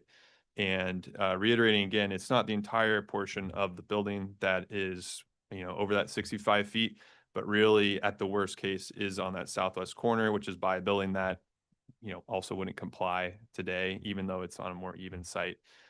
So with that, we feel like there is a unique circumstance here for this building that otherwise, if we were required to follow the strict exact 65, it would make development infeasible or extremely difficult if it was applied exactly. Thank you, Mr. Dubois.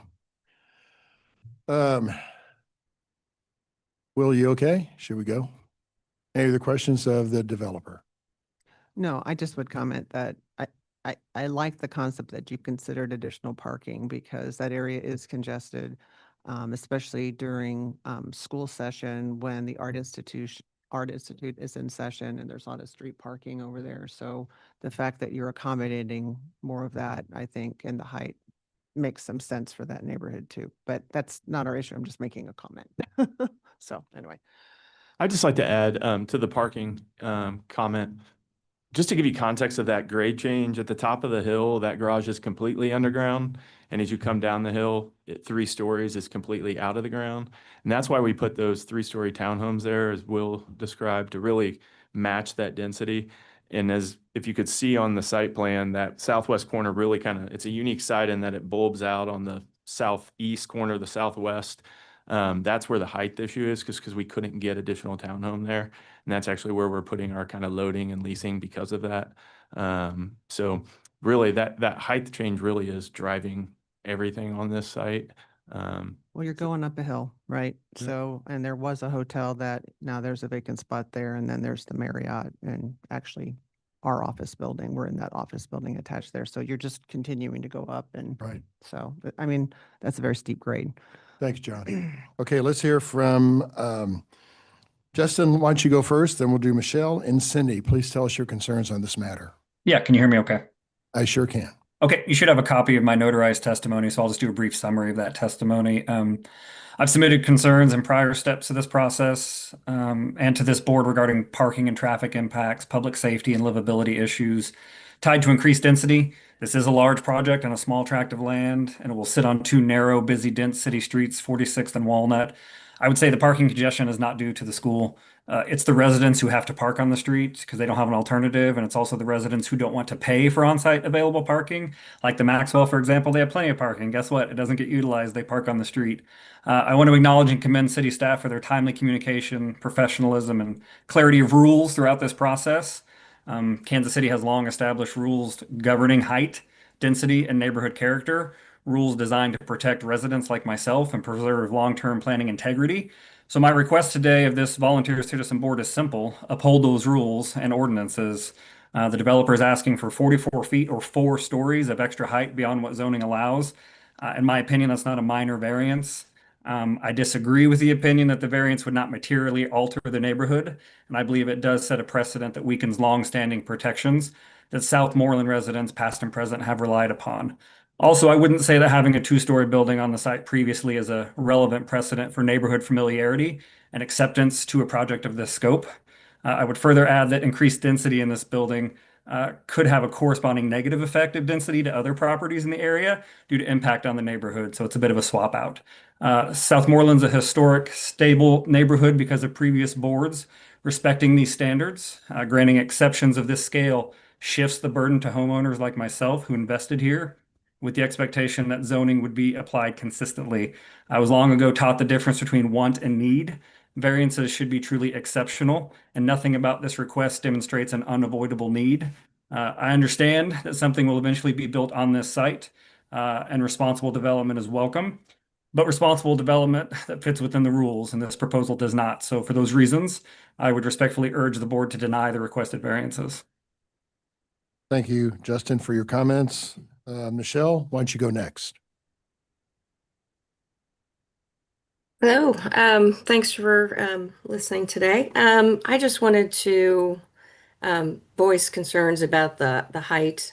I live in the 12-story building that was seen in a lot of the exhibits, and neighbors' views on the west side are going to be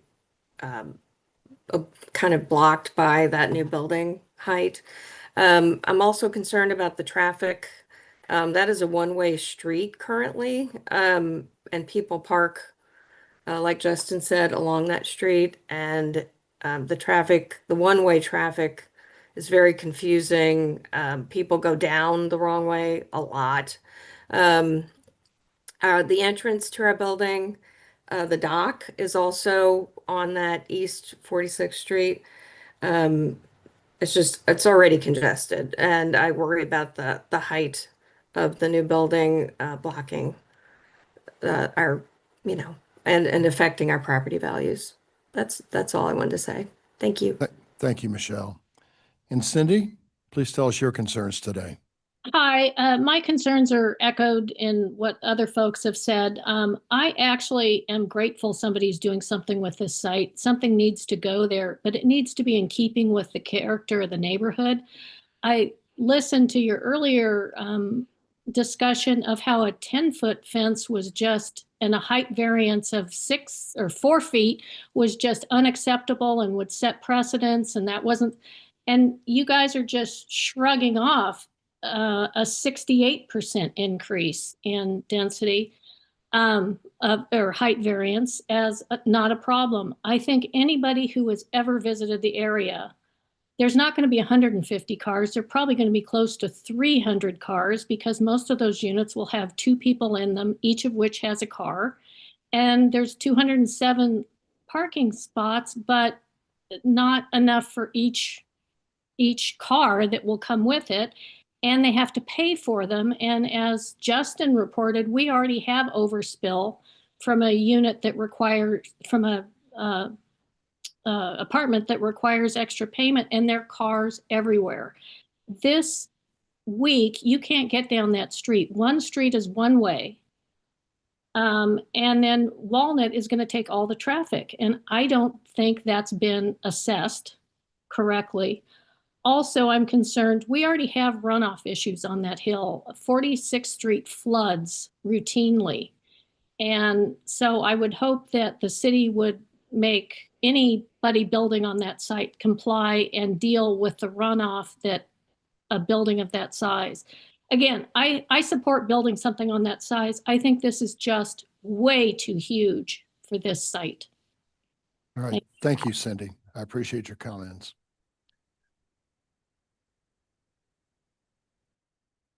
And also, I'd like to acknowledge Charles Shields' letter from Oak Hall, and he's opposed to this as well.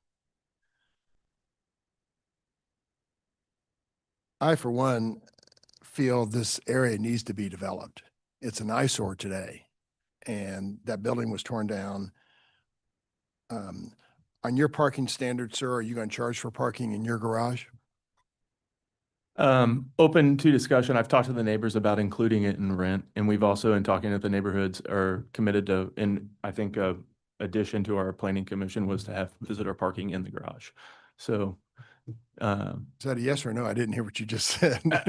I'll commit to, including a spot and everybody's in rent. The reality is these people they're going to have a car. I disagree. Everybody's going to have two cars, but yes, still Kansas City, we're still going to have cars. That's why we thought it was so important to, I had people in the Ponce when I met with them say, could we do less parking? I was shocked by that, to be honest, but I think it'd be foolish to do less parking. The city standard is 1 per unit. We're at 1.3, I believe, per unit. 1.36. 1.36. Right. So yeah, if it makes the neighborhood feel comfortable and including a spot in everybody's rent, that's fine. Because Only because I say that because the Maxwell, which is close to you, they don't include it, and all those cars are on the street, and that's a concern of the neighbors. I would say the norm in Kansas City is to not include it and to charge. Could you include it? And if someone shows they don't have a car, I guess take it out. I guess, yes, you could do that. So the reality is if that's what it takes to get people comfortable, that's what we'll do. How many one-bedroom apartments are in the mix in the building? It's majority 1 bedroom. I believe it's. Yeah, I got the, sorry. But that's what I'm asking. I mean, I think it's over 50% 1 bedrooms. Yeah. It's about 70. right, so there's a greater chance that might just be one person. Yes. Okay. Board members, questions or Question. comments, motion? I didn't have a question. Oh, sorry. I'll make a motion though. Okay, go ahead, Mr. Hayes. On docket item 7, case 215, I move that we grant the requested variances in accordance with site plan staff report. I have a motion. Do I have a second? Second. Second from Ms. Otto. Otto, Aye. Wright, Aye. Hayes, Aye. Ventura, Nay. Ebbets. Aye. Your project is approved. Thank you very much for coming before us. And thank you Thank to you. Justin, Michelle, and Cindy for your comments. Thank you. Thank you. We're going to take a 10 minute or 15. What do we do? Let's do 10-minute break to give everybody a chance. We'll be back here at, according to my clock, 10:50. Thank you.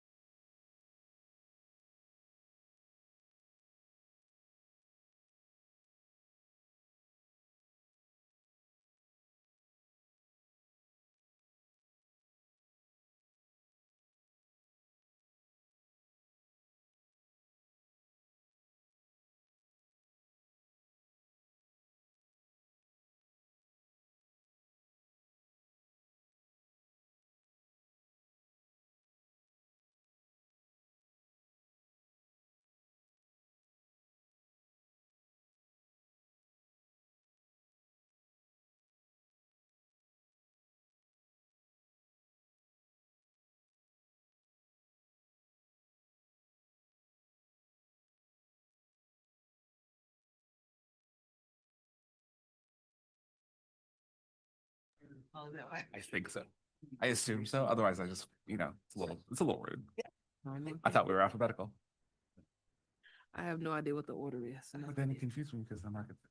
All right. We're back after our break. Please call the next case. Sarah, thanks. Docket item number 6 is case CD BZA 2025-214, a request to approve a variance to the required setbacks to permit a duplex on the subject site, plus any other necessary variances on about 0.37 acres, generally located at 3721 North Olive Street. Liz Collins is the staff planner for this case, and we have the applicant here in person. If you are a member of the public who would like to speak on this case, please approach the microphone on the podium or raise your hand online to be sworn in. Any hands? We do not have any hands raised online. All right. Good morning, gentlemen. Please raise your right hands to be sworn. Do you solemnly swear or affirm to tell the truth and nothing but the truth in this meeting today? If so, please say I do or I don't, along with your name and address. I do. Ken Blessy, 3715 North Olive Street, KCML 64. Thank you, Ken. Clayton, yes, 7838 Pennsylvania Avenue, Kansas City, Missouri. All right. And I was doing something else. I didn't hear your name. Sorry. Clayton. Clayton. Yes, Thank sir. you. All right. Thank you. Who's speaking on the case, Ken or Clayton? Start. Okay. I just need to admit some exhibits. There you go. Sorry. So my name's Ken Blessy. Hold on just for a second. I need to, we need to admit some exhibits to hear your case today. They're labeled 1 to 9 on the staff report. Do you have any questions on those, or do I have your permission to admit those? You have my permission. Thank you. Part of that is a presentation by Liz Collins to your left. Liz, please tell us about the case. Yes, and first we also have some additional evidence to admit. We have a presentation from the architect as well as some notarized public testimony. All right, is gonna there'll capture be 2 different exhibits. Let's review those and then we'll admit those. Paper copies. All right. Oh, I'll wait until you, yeah. Copy. Yeah, that's what we have here. Okay, there you go. Yeah. Oh, no, they aren't different. They're the Yeah, same. they're different, aren't they? Did No. you get a different one? No, Are they they're- the same or different? Are these same or They're- different? They're different. Oh, this one's different. You need that one. I need Okay. one that looks like that. Thanks. There you go. You should Yeah. I thought I was trying to do it the right way, but I missed it. give us a second here. Those will be admitted as exhibits 10 and 11. Thank you very much, Liz.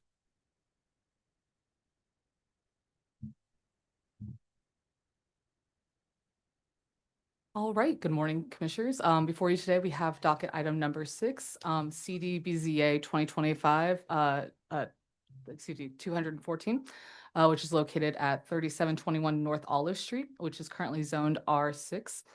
The applicant is seeking to obtain a variance to the required front and rear setbacks to permit a duplex in an existing single-family dwelling unit. So here is a general map of the subject site. It is just north of North Kansas City. And here is a closer aerial view of the property. And Liz, can you share your screen? I'm sorry. Alec.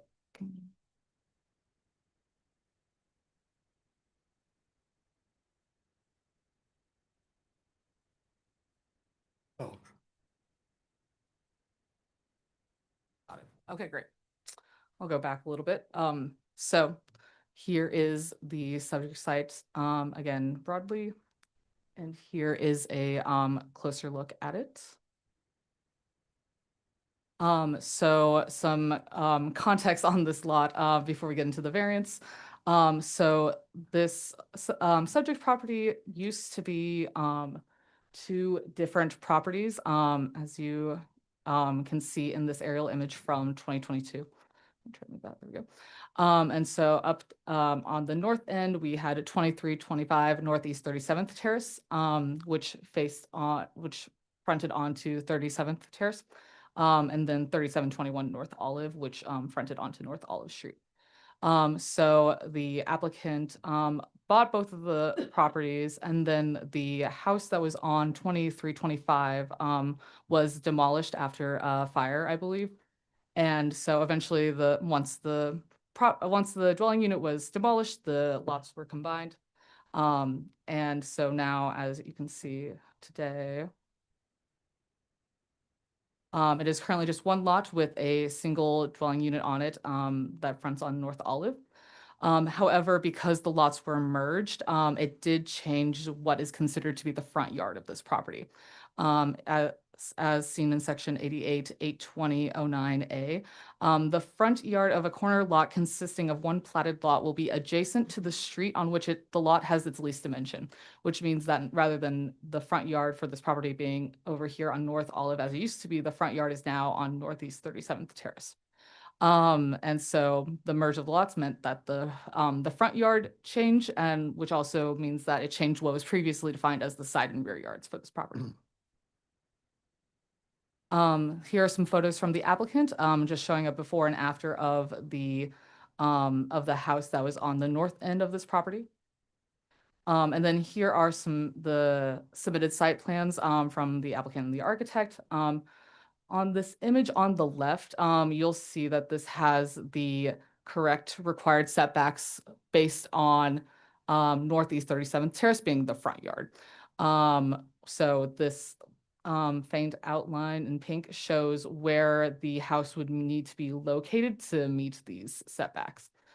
And then this other image on the right shows just a general design of the duplex that they are hoping to convert to, with the entry for Unit A being over here on North Olive Street and the entry for Unit B coming from 37th Terrace. They plan to use the driveway here for that second unit and then have a route to the back of the house to enter basically the basement, and they can speak more on that later. Here is the 3721 North Olive as it stands today from the front, and then this is the rear. And then here's an image from Google Street View that just kind of shows what the north side of this property looks like from 37th Terrace, which again is considered the front yard. And so you can see the driveway still remains even though the house has been demolished. And then so before we get into the variances, here's just a guide I created to show where the house is and the setbacks that would need a variance in order to be converted into a duplex. Basically, if the house were to remain a single family unit, it would not need to have a variance because it was already there before the lot dimensions changed. But because they are wanting to change the use of the property into a duplex, that's what triggers the need for the variances. So as you can see, the front yard is about 100 feet away from the setback yard, and the rear yard is only 17, the property line is only 17 feet away from the house. But both of the street side yard setback and the other side yard setbacks are within where it needs to be. So variance request A is a variance of 57 feet from the infill front setback range to permit a front setback of 100 feet to permit a duplex on the subject site per the approved site plan. How substantial is the variation in relation to the requirement? It is a change of 57 feet, which is 133%, as the maximum required front setback for this property would normally be 43 feet based on the context area for this infill site. Will a substantial change be produced in the neighborhood's character or a substantial detriment be created to the adjoining properties? Considering the existing conditions, a substantial change to the character of the neighborhood is not anticipated, as the applicant does not intend to change the location or the footprint of the building. It's just going to stay the same building. They just want to redo the inside to be a duplex. And then can the difficulty be obviated by some feasible method other than a variance? The difficulty could have been avoided if the owner did not change the property's use from a single family dwelling to a duplex. As I said earlier, the changes in use is what has triggered the need for a variance. Variance request B is for the rear yard, a variance of 13 feet from the infill rear setback to permit a rear setback of 17 feet to permit a duplex on the subject site per approved site plan. This is a 13-foot change, and it is about a 43.3% change, as the required rear setback would be 30 feet. And considering, again, similarly to the first one, this is not considered to be a substantial change to the character of the neighborhood, as they would not be changing where the house is located. And additionally, the applicant resides on the property that is abutting the new rear of the property, so they would be the most directly impacted by the rear setback. And again, this difficulty could have been avoided if the owner did not change the property's use into a duplex, as that triggered the need for both variances. Looking at the variance review criteria, strict application of the zoning code would result in unnecessary hardships. The applicant stated in their submittal that the house on 3721 North Olive is on an engineered foundation and has been in place for 60+ years. And although the setbacks for this property changed when the two lots were merged, the building as a single family house is considered illegally non-conforming unless the use changes. And as I've said before, the change from a single family home into a duplex is why a variance is needed. So the hardship was created when the lots were merged to do the duplex. Review criteria B, the zoning variance is generally consistent with all relevant purposes and intents of the zoning and development code. So the infill standards are basically to ensure that any new residential dwellings are built to the fabric of the neighborhood. And so that is just because this is an infill lot, it is, we looked at the infill standards for this property. And review criteria C, the zoning variance will result in substantial justice being done for both the public and the individual. Approval of the setback variances allow this property to be converted into a duplex without changing any of the existing footprint. And denial of the variances would force the applicant to redesign either by keeping it as a single family house and renting it that way, or by demolishing the existing building to create a new duplex. And with that, that is the end of my presentation, and I'll take any questions. Oh, Go ahead. Go ahead. This property zoned R6, is a duplex a permitted use? Yes, duplexes are only permitted in R6 if they are on a corner lot, and because lots were merged, it is now considered a corner lot. So the use itself is permitted, but changing the use trumps the legal non-conforming status that it had when the lots were merged. And then now we have to approve variances for setbacks and stuff to allow a permitted use without any substantial construction. Is that a accurate summary? Yes. Okay. Do we have a diagram of what the duplex is going to look like? I haven't seen that. It sounded like it was a top floor, bottom floor situation. That's what I was trying to Yeah, understand. bottom duplex. We're fire rating the ceiling and the floor. So, Till 1 hour. so the house that's there, that's the same house. That's I'm house. trying to Yeah, understand. we're not adding to You were it saying at that, all. And that was not clear to me. Yeah, Okay. let me give you a little more context too. So prior to us owning this house in 1963, the house that we're currently rebuilding, the previous owner was feeding water from that old house we had demolished to the new house underground. So when that was the purpose of merging these whole properties in the very beginning, was because the water line was going across property lines. According to the zoning code, I was required to get a kill permit, which digs your water meter up from the ground, caps the main, and it would move it over in front of the street. And I had to bid for $40,000 to have that done. So I was avoiding a hardship by merging the properties and repairing the water line where the house used to be versus relocating the meter and everything. So that was the first hardship that we're trying to alleviate. The other hardship is we're trying to finish the basement into a 1-bed, 1-bathroom unit. It's not going to be a full family size deal. We're trying to move my wife's grandmother into the basement so she can be close to home to us, so we can care for her. And then the other use of the unit up above and below when she passes or moves out would be for critical workforce, first responders, healthcare providers. It's really close to the KCFD Fire Academy and North Kansas City Hospital. So that was kind of our model behind doing this whole plan. I also live right next door. I have a lot of vested interest in this. I didn't want this house with all these code issues to go to whatever slumlord, investor, flipper, whatever, to come in there, spend all this money fixing it per zoning code, and then just getting with whatever money they had left after all this stuff was done to have to live next to whatever situation that would be. And I wanted to have control over that, and having the ability to move my wife's grandmother in next door would be great.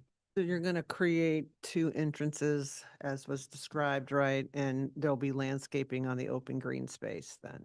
Yes, so there's a couple of things. So existing already, there was 2 8-foot sliding glass doors, and all I'm doing is replacing those doors with like a main entry door in the bedroom. One of the doors will be an egress as well. As Clayton said, the floor will be fire rated. We're removing the stairs. Everything is going to be done to building code, basically to have a top bottom duplex.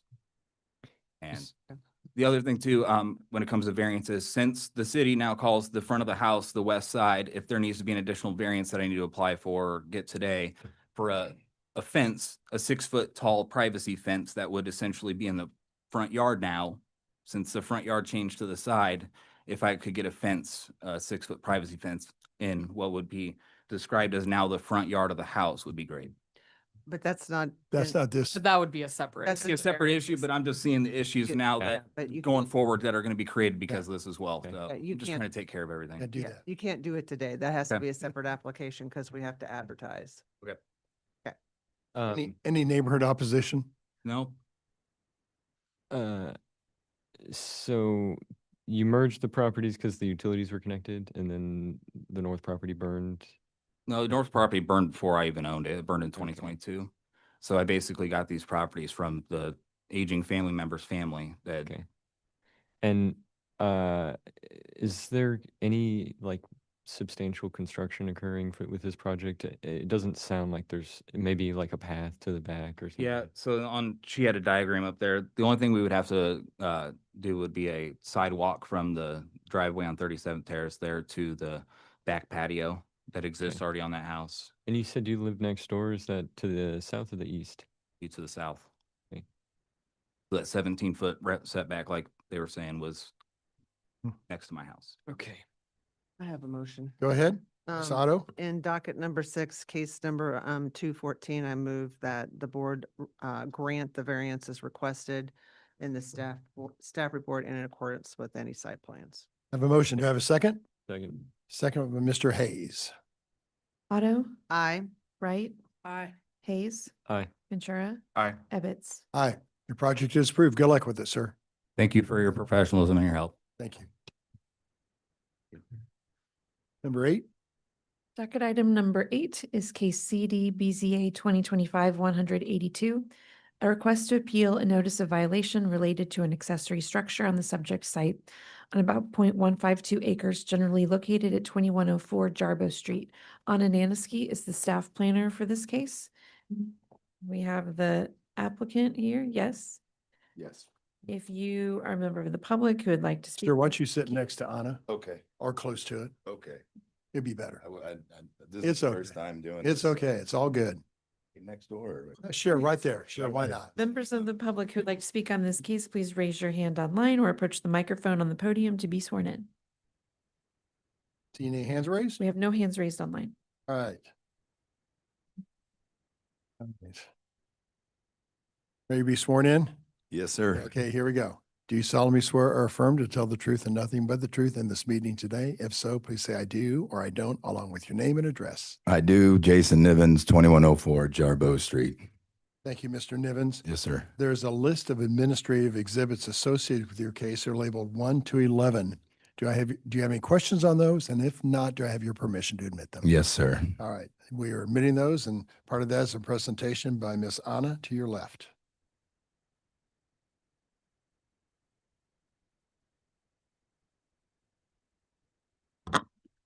Okay, as previously mentioned, this is case CD BZA 2025-182, and the applicant seeks to appeal a zoning violation related to an accessory structure. So the property is located in the west side of Kansas City, Missouri. More specifically, it is near the intersection of West 21st Street and Jarbo Street. You can see a close-up of the site on my screen now.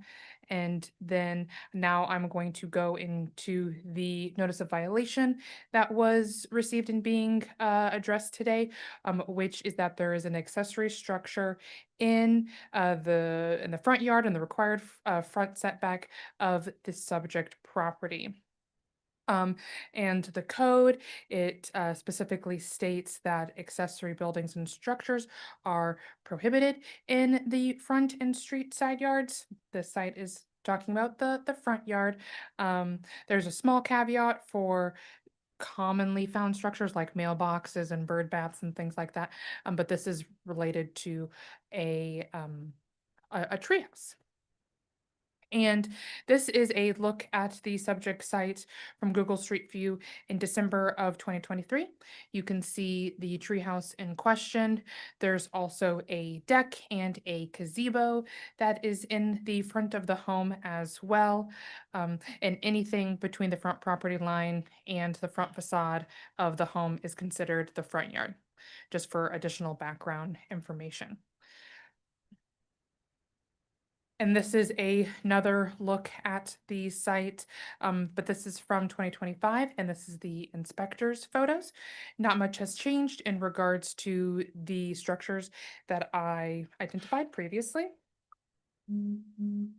And then again in December, from the inspector, an additional look at the gazebo that's on the front deck. So then to go into some key points about this case, as I mentioned before, accessory structures are not permitted in the front yard. Decks and balconies are also not permitted in the front setback. Porches can be in the front. That is not in consideration in this case because a porch needs a roof, and what we saw didn't have a roof, the deck, and there also needs to be a 10-foot that is maintained between the front property line and that porch. And no permits of record that we have for the deck or the treehouse or the gazebo. And I mention all of these things just to, if you're considering this type of structure from any other direction, I want to make sure that all of those things are covered. And they also seem to be connected to each other from my photographic evidence. So that's a reason why I'm bringing all of these things up. In the applicant's report information that is attached to the staff report, they talk about a lot of disputes and false 311 reports from a neighbor. This is a private matter that city staff doesn't consider, and it does not affect city staff enforcing the code. We have to review the code as applicable. The applicant has also submitted a lot of photographs of the surrounding neighborhood, and just from looking at the photographs, so not doing like a full site visit to each of these locations because I didn't have exact addresses, or doing any sort of permit review of these particular lots. There do seem to be several properties within those examples that are compliant in terms of like fence height or porches or decks. So we really can't take those into account. That there were a few that did bring up some questions for me, but if I had the exact addresses of those properties, of course, we would send out investigators and treat those properties just the same as this investigation was conducted. And the fact that there may or may not be other non-compliant properties within the neighborhood also does not affect city staff's ability to apply the zoning and development code to the particular property. So per the rules in 88-575-09, an appeal may be sustained only if the Board of Zoning Adjustment finds that the administrative official have erred. In this case, this is the zoning code and development compliance staff, and per the photo evidence of the site, of the structures, the lack of permits for the deck, the gazebo, the treehouse situation, and our code interpretation of what can be in the front yard. We do not believe that the zoning and development code we do believe that the zoning and development code was applied correctly to the subject site. And that concludes my staff report. I'll be happy to answer any questions. So the treehouse is not allowed because that's in the front yard, correct? And was the deck in the front yard as well? It's hard for me to tell. Correct. Okay. All right. Questions of staff? Anna? Sir, why should we grant your request today? Well, as I'm learning all this, it sounds like a variance is what I should have applied for. But the deck that was referenced was there when I moved in nearly 16 years ago. The gazebo being referenced has been there for 10 years. The treehouse, I mean, I guess it's in the front yard, but with where our home sits and where Jarboe Street is and where the retaining wall is, to me, it's in the middle of the yard. There was also another thing I was notified about in regards to a fence that was not proper, but that wasn't brought up, so I guess that was dismissed because I've had a lot of difficulty trying to get some clarity on it. I'm getting more now, so thank you for that. But when the photos I sent in regards to decks and gazebos and whatnot and fencing throughout the neighborhood, what we have in our home that was built in 1981, I think fits the character of the West Side when you have homes that were built there in 1900. And now we have these brand new $1 million homes that are going in around us. So nothing about our home for me and my family, I feel, is out of character with the rest of the neighborhood as it's been since I moved in nearly 16 years ago. All I'm trying to do is just provide a happy, safe place for my wife and kids, pets, etc. Well, so Anna, this is a appeal, correct? So this is a decision on whether or not the code's been applied properly. And it does sound like what the applicant's saying is that he would need to apply for a variance if the appeal were denied? If he wants to proceed forward with those items being there, a variance would need to be requested. And do we need to make a determination on the appeal for that to happen? That would be staff's preference. Yeah, I think you hit the nail on the head when you said it sounds like you need a variance. What an appeal means is that we have That what they put down is inaccurate, and what I'm learning all this like on the fly. So it's just sitting. I mean, I am curious. So, Miss Otto, in 30 years, how many treehouse cases have you dealt with? Actually, this will probably be about the third one. Okay. actually. Yeah, so we don't have, most people do put their tree houses in the backyard. Right. Well, and I guess I'll save that for a variance if I need to. And I don't know if we're going to reference any of the photos I sent in, but there's got to be a 12-foot tall lifeguard stand on one of the streets that's off the street in my neighborhood. So again, I know that's a different conversation, but So Mr. Evans, to yes. move this along. Yes. The board needs to deal with this, then you, after learning all this information, need to decide what you want to possibly stay in your front yard and for what you'd want to ask this board for a variance, which is a separate application. Right. I would, I guess, appeal to this board that I want everything to stay because it's for my kids. Well, okay, and you're going to have to file a separate application. I understand that, So I yes. think today we need to rule on this now, and Okay. then staff can work with you. So Okay. to that end, I think we're all in the same, and I would move in this case, that we, in docket 8, case number 182, uphold the decision of staff and deny your appeal at this time. Right. But then I'm sorry. Yeah, Go. just let us. Oh, yeah. Oh, so I thought there was a pause for me to speak. Okay. So I have a motion from Ms. Otto. Do I have a second from someone? I'll second. Thank you, Mr. Hayes. Please call the roll. Otto, Aye. Wright, Aye. Hayes, Aye. Ventura, Aye. Ebbets. Aye. We'll see you in a couple months. Okay. So someone will follow up with me. Staff, staff. And I'll say, when you make that application, think about what we review our review criteria for it. That's hardship, practical difficulty, things like that. Okay. And you can make that case then. Yeah. Okay. All right. Thanks, y'all. Thank you very much for coming, Mr. Nivens. When I do the paperwork for this, it'll send out an email and I'll also attach more information about following up about the variance. Thank you so much.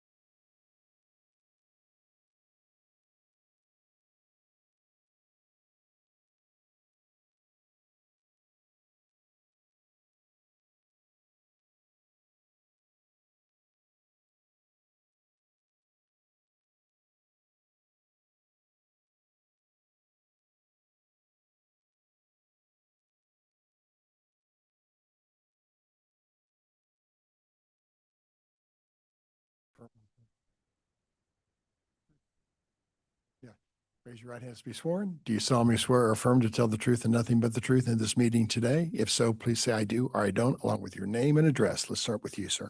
Apologies to interrupt. This is the court reporter here. It appears the Zoom feed disconnected right before this docket item was called. Would it be possible to recall the beginning of this item so I could get a full record of it? No, Perfect. sure, I'd be happy to. Thank you.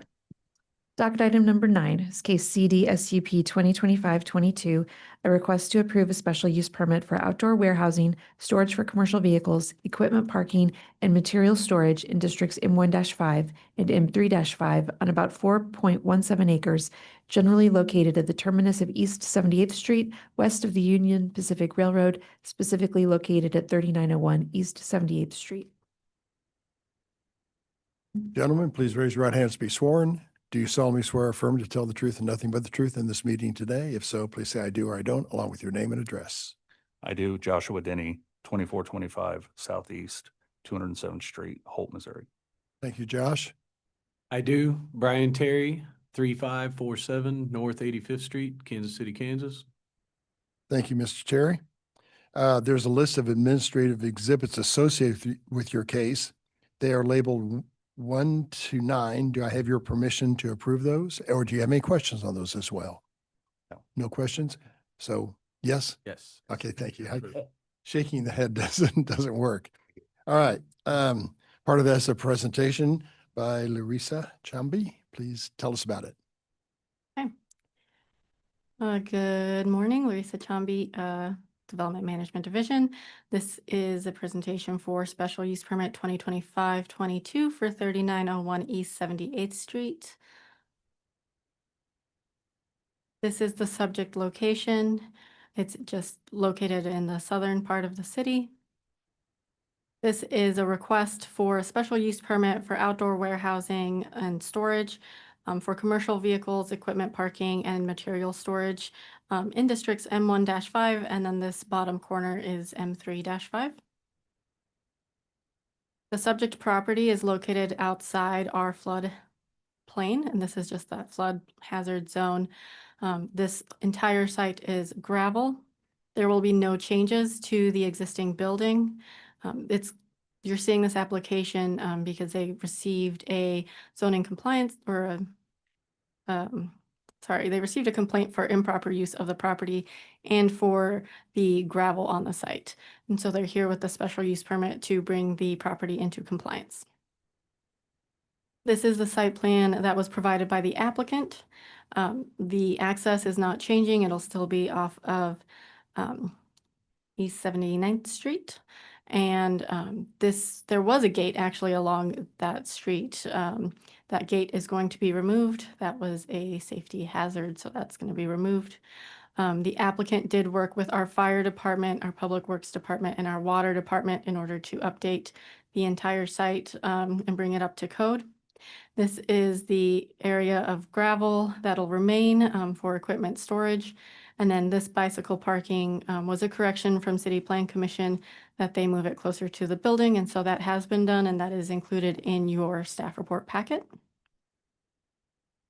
Here are some pictures of the site itself. And then some more of the gravel area with the equipment parked on the site.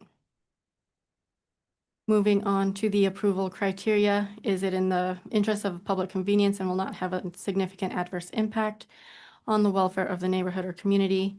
If you recall from my aerial, the northern property is already an existing industrial use, and so it is compatible with that use, and it will not have an adverse impact. This use has already been on the property for a few years. I believe it was 10 years, and site layout, site access, and everything is remaining the same. And then C and D, again, there's no changes to the proposed site plan. And in terms of operating characteristics, it will have similar hours as the use to the north.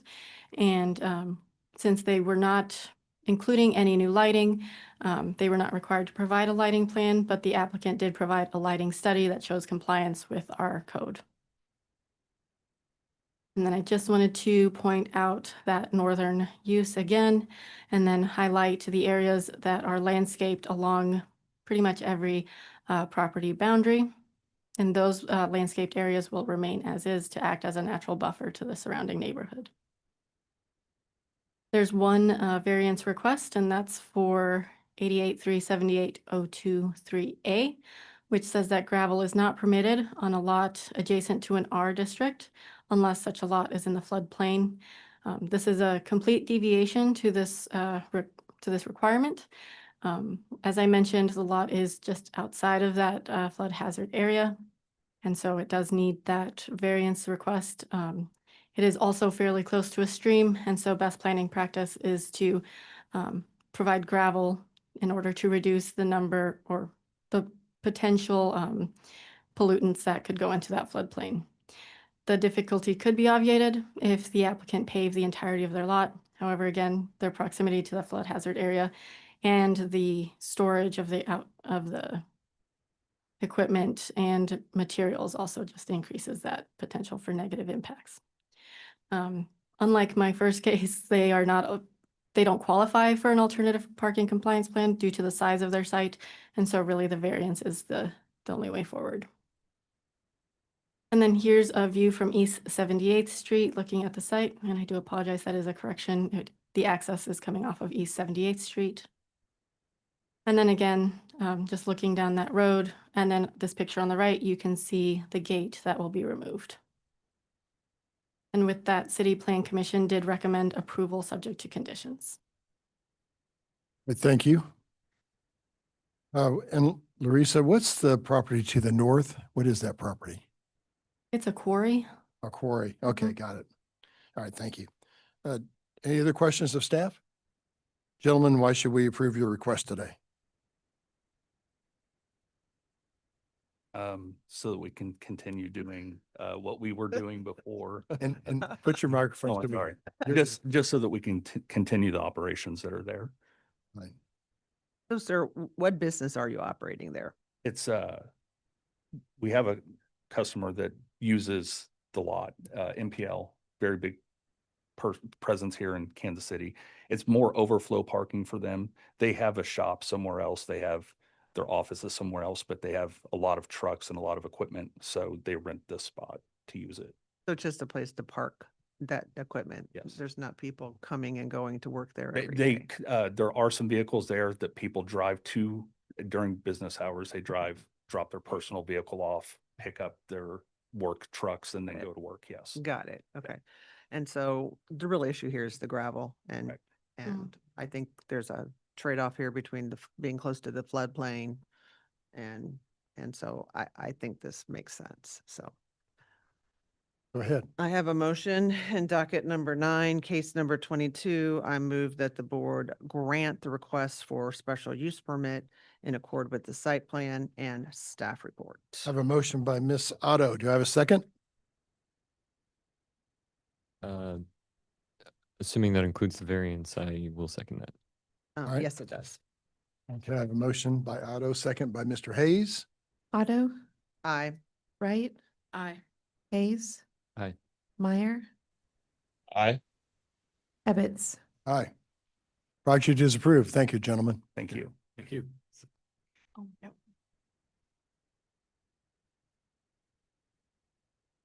All right, number 10. Docket item number 10 is case CD BZA 2025-209, a request to approve a variance to the accessory structure standards to permit a larger storage shed, plus any other needed variances on about 0.68 acres, generally located at 6819 East 66th Street. Stephanie Saldari is the staff planner for this case. If you are the applicant or a member of the public who would like to speak on this case, please raise your hand online or approach the microphone or the desk on the podium. The microphone on the podium or the center desk to be sworn in. Right here, For the is, applicant? Ms. Saldari. We have no hands raised online. Good morning, sir. Hey. Please raise your right hand to be sworn. Do you solemnly swear or affirm to tell the truth and nothing but the truth in this meeting today? If so, please say I do or I don't, along with your name and address. I do. Scott Colton, 6819 East 66th Street, KCMO. Thank you, Scott. There's a list of administrative exhibits labeled 1 to 9. that are associated with your case. Do you have any questions on those exhibits? And if not, do I have your permission to admit them? Yeah. Okay, those are admitted. And just to confirm, yes on no questions, but yes to admit them, sorry. Yes. Okay, good. Those are admitted. Part of this is a presentation by Ms. Salderi to your left. Stephanie, tell us about this case. All right, we got docket item number 10, CDBCA 2025-209, located on 6819 East 66th Street, zone R-7.5, and the applicant seeks to obtain variance to the accessory building standards to permit a proposed 24 by 40 shed on the subject site and a variance to the residential vehicular standards to permit an existing gravel driveway. The subject site is located just west of Raytown. And highlighted in yellow is the site. These are the photos of the rear yard submitted by the applicant. And this is the whole site plan, and this is the site plan zoomed in to where the shed is. And then this is the front, and I'm just showing the gravel here.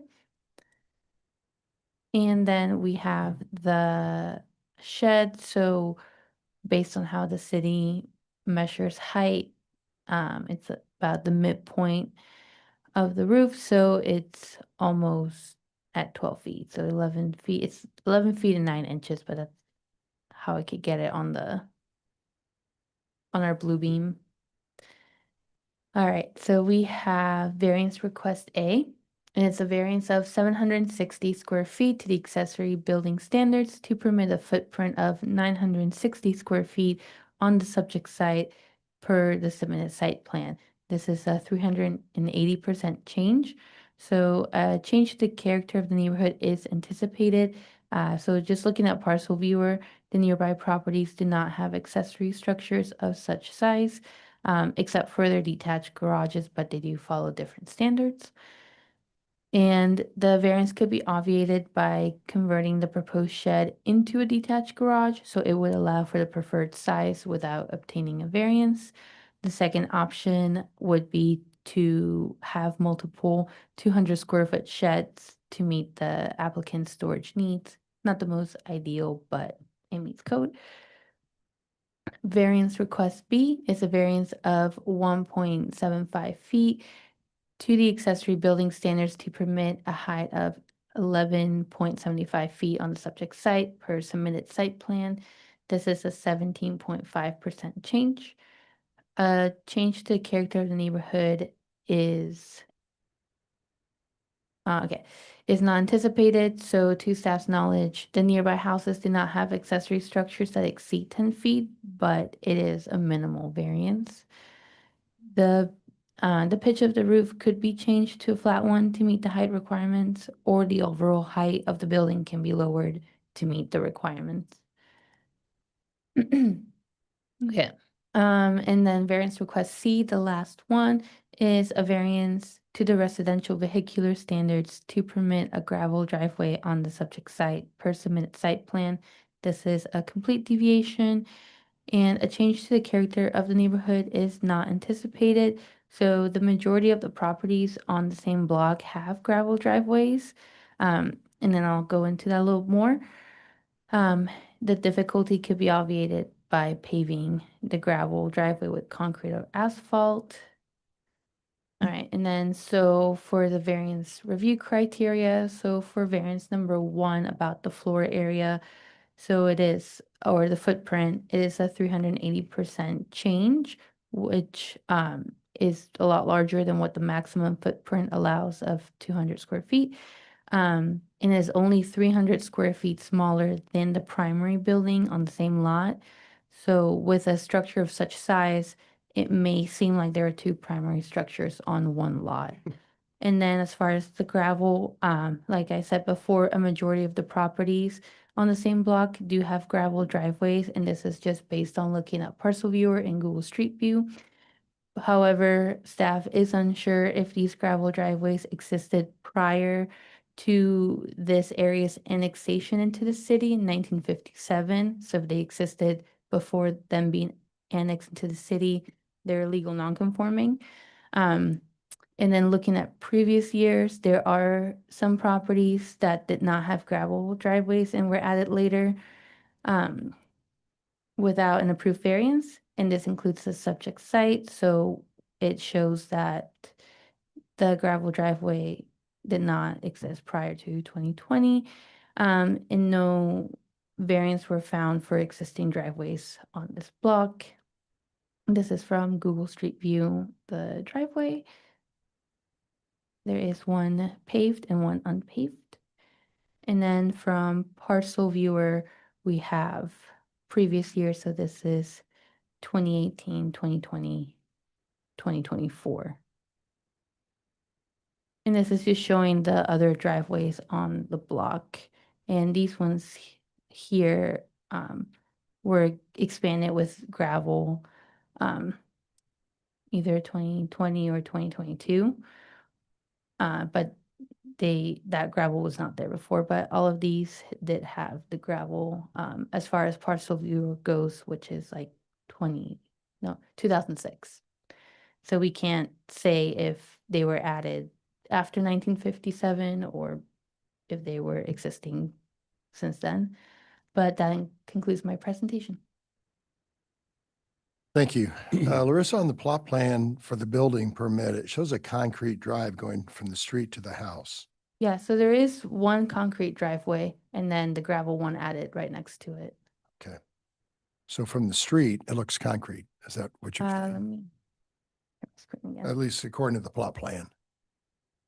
So this is from Google Street View. All right. Questions of staff?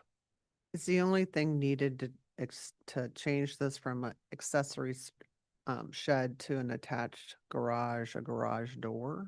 A garage door and a paved driveway And a paved connecting to driveway. it. Okay.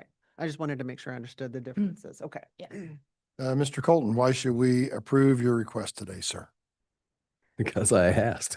No, I'm just turned 69, gonna be 70 next year, and I'm trying to retire. I'm on Social Security now, and I'm paying 1/3 of my Social Security check goes to U-Haul storage and another storage shed I have. So I would like to eliminate those storage sheds to improve my income and keep everything on my own property.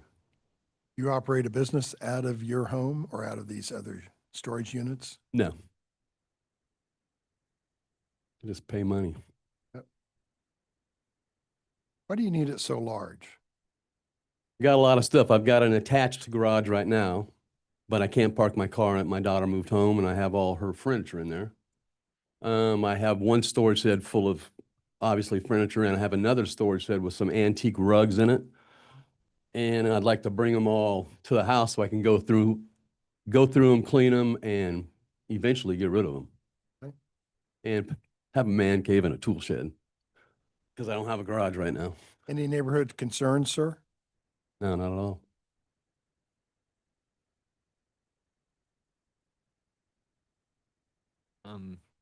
So could you add a garage door to this rather than make it a shed? I mean, I'm just trying to think of a way that it's more of a garage. I mean, we could always vary. Well, if you needed to- an accessory structure, but it's not going to be a garage. I already have a garage. And I don't have a garage door. I've already got the building coming. I don't have a garage door on it. I'm not going to use it for a garage. Okay, fair enough. I appreciate honesty.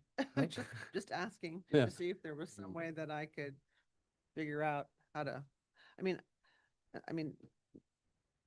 it's sitting at the back of the property. I appreciate that. And we I have a do- very, very big lot. Yeah, It's like I know. one. I saw that. Yeah. It's just that as one board member, 380% increase is fairly large, and I worry about the precedent that sets. The other variances I don't feel very strongly about. Well, for the size of the lot, it's less than 10% of my backyard. It sits on almost 3/4 of an acre. I saw that. It's The problem I have with this, again, one board member, it's the ordinance, that this applicant could put multiple 200 square feet structures on this property. And I think that might look less attractive than, not that attractiveness is our, is our standard, but, perhaps our city council should take a look at this ordinance and figure out if there should be something changed about this.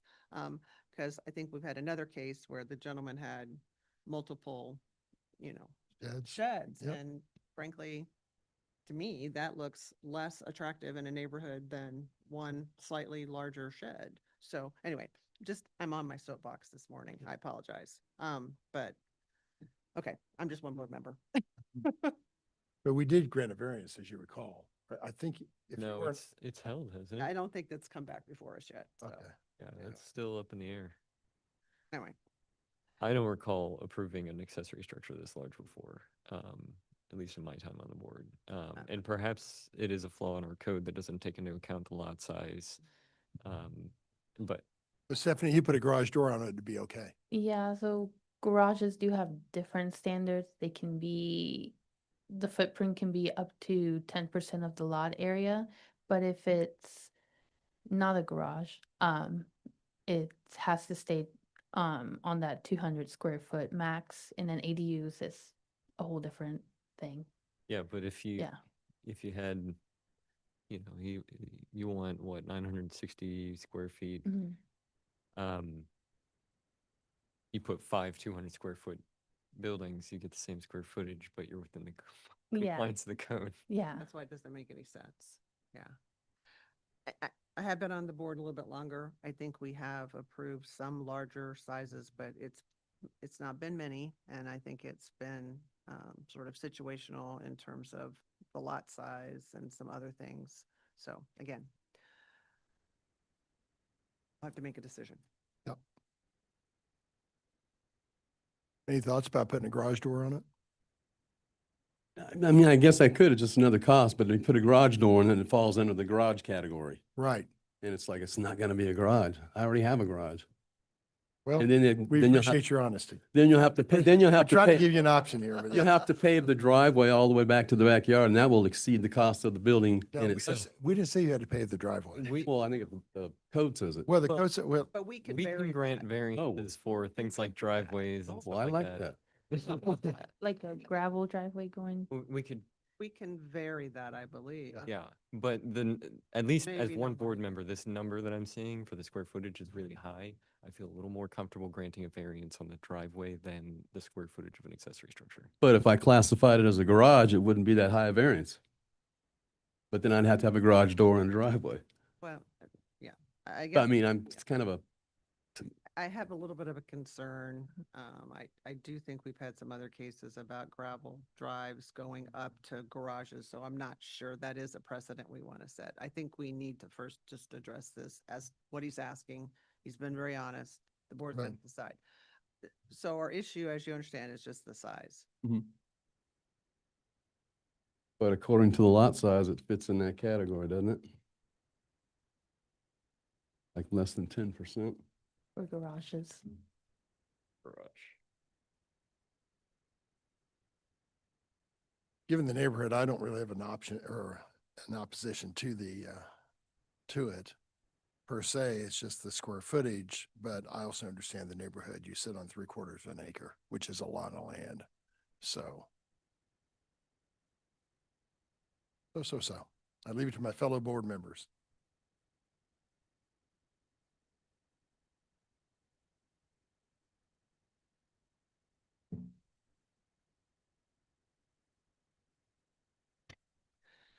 I'll make a motion. Yes, Miss Otto. In docket number 10, case number 209, I move that the board approve the request for variance as set forth in the staff report and site plan. I have a motion from Miss Otto. Do I have a second from anyone? Second. Oh, second from Mr. Meyer. Thank you. Otto, Aye. Wright, Nay. Hayes, Nay. Meyer, Aye. Hibbets. Aye. With 2 negative votes, sir, your project fails. What do I got to do to get it going? I don't know.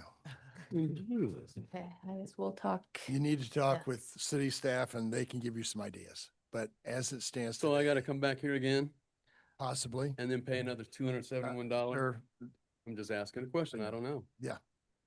Talk to staff. They can let you know that. But the quick answer is yes.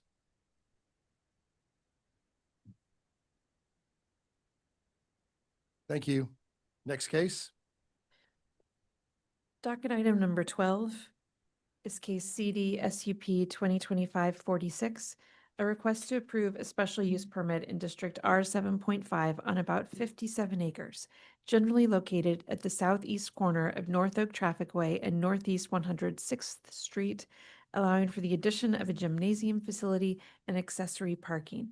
Matt Barnes is the staff planner for this case, and the applicant is online. I'll promote Braden Taylor and Jeff Vandal to panelist. And Emily Scaduto. Apologies if I mispronounced that. If there are any other members of the public who would like to speak on this case, please raise your hand online or approach the microphone on the podium to be sworn in. Anything up? Anybody? We have no other hands raised online. Gentlemen, do you have your cameras and microphone on so I can swear you in? Yes. Great. Gotta see one guy. There are 3 people, Braden, Emily, and Jeff. Okay. Okay, here we go. Please raise your right hands to be sworn. Do you solemnly swear or affirm to tell the truth and nothing but the truth in this meeting today? If so, please say I do or I don't, along with your name and address. I do. Braden Taylor, 11827 West 112th Street, Overland Park, Kansas. Go ahead. Next. I do. Jeff Vandal, 2000 Northeast 46th Street, Casey Mo. Great. Third And person. I do. Yep, I do. Emily Scaduto, 1828 Walnut Street, Suite 922, Kansas City, Missouri. Thank you very much. Who's speaking on the case? Braden, Jeff, or Emily? I'll speak once Okay, we get thank you. going, and yep. Sure. There are a list of administrative exhibits associated with your case. They are labeled 1 to 9. Do you have any questions on those exhibits, and do I have your permission to admit them? Yes, you have our permission. Okay, great. Part of that is a presentation by Mr. Barnes on your case. Matt, tell us all about it. Matthew, sorry.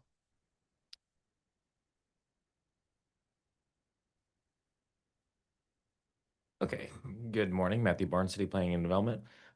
Here with docket item number 12, which is a special use permit for Newmark Middle School and their gymnasium expansion. Site is located in the Northland generally at 515 Northeast 106 in the First Council District. This is within the Gashland-Nashua area plan. Here's just a closer view of that site highlighted in yellow there. You can see this location adjacent to North Oak that runs north-south there, Shoal Creek Parkway and 169 Highway there. Here's just a view looking east from North Oak Traffic Way at the existing Newmark Middle School. And here's a view looking south from Northeast 106th Street. That gym expansion that we'll be talking about is generally in this area right here, kind of towards the middle of the screen. This is what the applicant is proposing. It is a new gymnasium along with some additional parking on site, just off the existing building. And so this is existing building. This is kind of just an easier way to see where that's going. So just right there. This gym will also serve as a storm shelter for the school. So it is I should say 10,060 square foot addition to the existing middle school. This proposed building is on the southwest corner of the existing site. They're not proposing any other changes to the rest of the building, but this does include 42 additional parking spaces. There's outside materials include precast concrete, brick masonry, and metal finishes. Their landscaping is in line with the zoning and development code for the area that they are expanding. It includes vehicular screening there, which will be adjacent to North Oak, as well as interior landscaping and trees. These are the building elevations. So really the kind of darker gray area is what they are adding. To the left side of the screen there, that is all existing. And then this is the kind of northwest view there.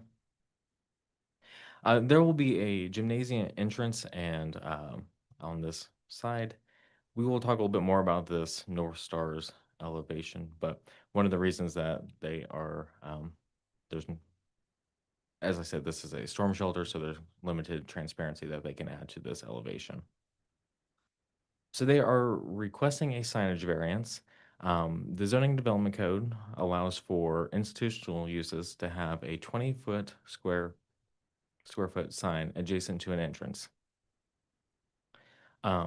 Staff has interpreted this to be two separate signs, as they are the North Stars is cast into the concrete, imprinted into it, and this NM is a aluminum sign that is on the face of the building. Neither are internally lit, but the NM, sign is 56.25 square feet, and the North Star sign is 733 square feet. So that is 789.25 square feet total. The applicant's request is a variance in the size of 769.25 square feet, and that these signs be treated as one sign. So 8844-502 defines individual signs as a message or logo separated by 18 inches or the space equal to the width of two letters. That space between the NM logo and the North Stars sign is 11 feet 6 inches. And just for reference, the NO right there is 18.5 feet wide. If you count these two smaller letters, those letters are approximately 10 feet wide. Section 88.56502 does not permit variances to be granted for the type or number of signs allowed. It is important to note that one of these signs on the schools has been built.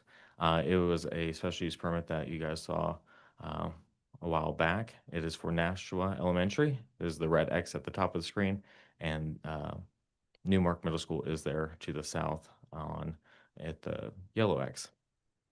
The sign did not go through any kind of signage permit, as it is cast into the concrete, and so it was not reviewed by development management staff for compliance with the zoning and development code, but it has been built.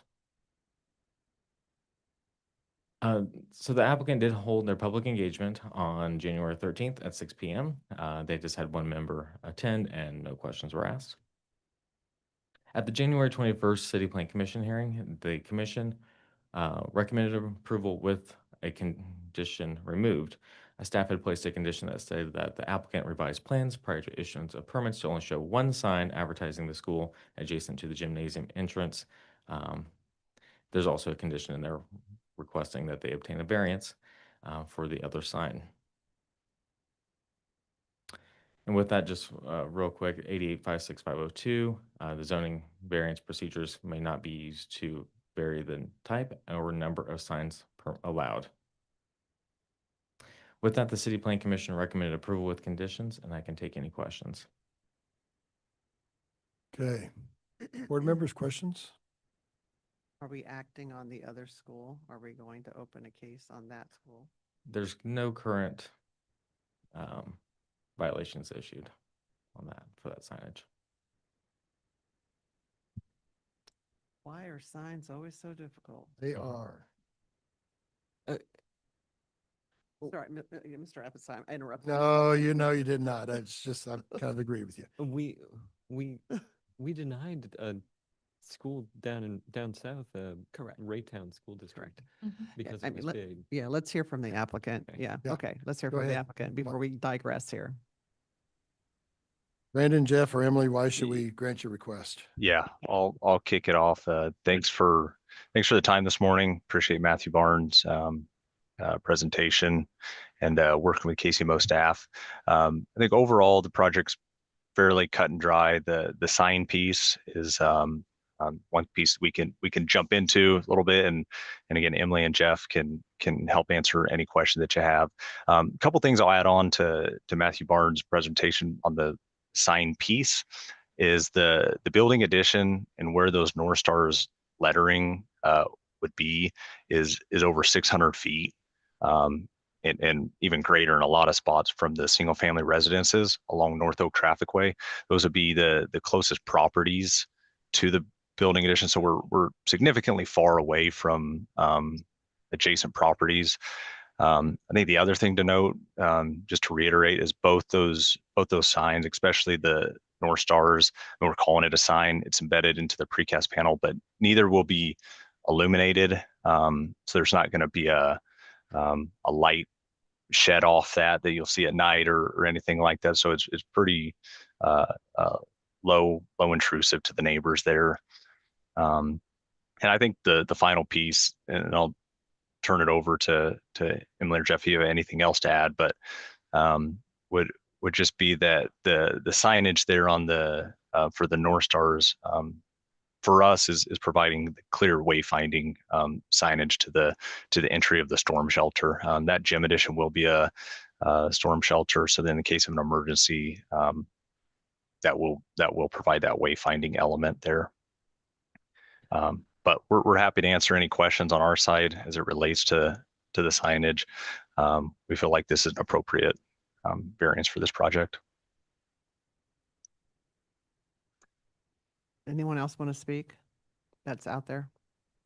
Jeff, Emily? No, I think Braden described our intent very accurately, succinctly, but happy to answer any questions. I think it's clever that people think you can cast wording into concrete and try to get around the ordinance. We've had these cases before this board a long time. I go back probably 10 years. I always go back to the Rockhurst High School case that we had. They wanted to do something similar. The board said no, because once you open the floodgates, everybody starts doing this. I think your gymnasium sign is appropriate. We need to know where that is and people can find that. It's a storm shelter. The little emblem to the side, what's the size on that, Matthew, by itself? The NM is Yeah. 56.25 square feet. And so that would only be 30 square feet in above the allowed 20 square feet, correct? Yep, Okay. 36. But the North Stars, I'm one board member, but we can't open the floodgates or we'll start getting signs of every size, and it's not allowed. It's not art. It's not allowed. So I'm one board member, but this is not something I can support. Yeah, it's I think I said it on the Raytown case was if I were writing the code, I would probably have a carve out for schools because I think these signs are attractive and nice. But when I see the number 3,565% increase, that's too high for me to feel comfortable granting a variance for. Gymnasium's fine, but that sign variance.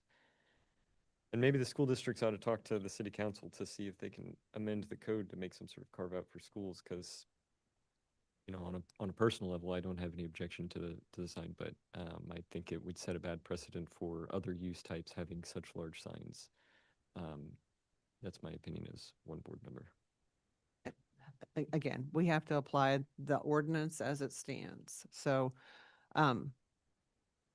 do we have a calculation for the N&M sign? So if a board member would want to grant a variance to allow just that sign and not the North Star sign, because this is a special use permit approval plus the variance for the sign, Right. correct, Matthew? Correct. Yeah. And so the variance request, if you were to do that, would be the 36.25 square feet. 36.25 feet. Okay. And to the applicant, are you interested in the board carving out part of this sign, or do you want to go back to the drawing board if the board is not going to allow North Star? Because do you want a continuance to talk to the client about what you're hearing today? Jeff, do you have thoughts on that? Yeah, I think we'd like to pursue that a little bit to see what we can do to, to get a variance on this. Like, how would it need to change to make this declared like a public art piece? Which I see art all over Kansas City that has words within the art piece. And I know other projects we've been encouraged to provide public art on the sides of buildings. So what would that take? I can't answer that question. I've not seen that happen on the board. So If I'm not mistaken, Steph, it's that it is quote unquote advertising the use. Right. So if it is like a logo of the school or the name of the school or the mascot of the school, then that's considered a sign. But if it were art of just more abstract and didn't really have anything to do with the use of the building, that would be some other type of like mural or something. Yes, art is permitted. It's when it starts, advertising, showing their logo, showing, a commercial message. Does that answer your question, sir? Yeah, I think it's also important to consider the context of phase 2 of this project, which we're going to be putting the football stadium just on the southwest corner of the school, so between the school and North Oak. And so really the North Stars will be a sort of a backdrop to the stadium and be providing some additional school spirit and school pride as you enter the stadium or the gymnasium. I'm all about school pride. I'm a Notre Dame grad, and I know all about Touchdown Jesus being seen from the stadium. It's kind of cool, right? But that's art. That's a mural on the side of a library that you can see from the stadium. As Jazz has tried to explain to you, letters are advertising the school. It's not art. And if you want to use some sort of mascot within the stadium, that's got a different ordinance that would apply to that structure. So if we allow you to keep this, then every other school that's come before us would say to this board, you've treated us unfairly. And as one board member, I don't see how we can do that under the current ordinance. And we turned down Raytown. We've turned down a couple schools. We're not picking you out here. So, it'd be great to, like Jazz says, have the council, city council, carve out a school and possibly a church allowance to allow these signs. Because I get the school pride as Miss Otto does, but we just can't give away these crazy variances. And we're not the council, so we just have to interpret the code as it is. And yeah.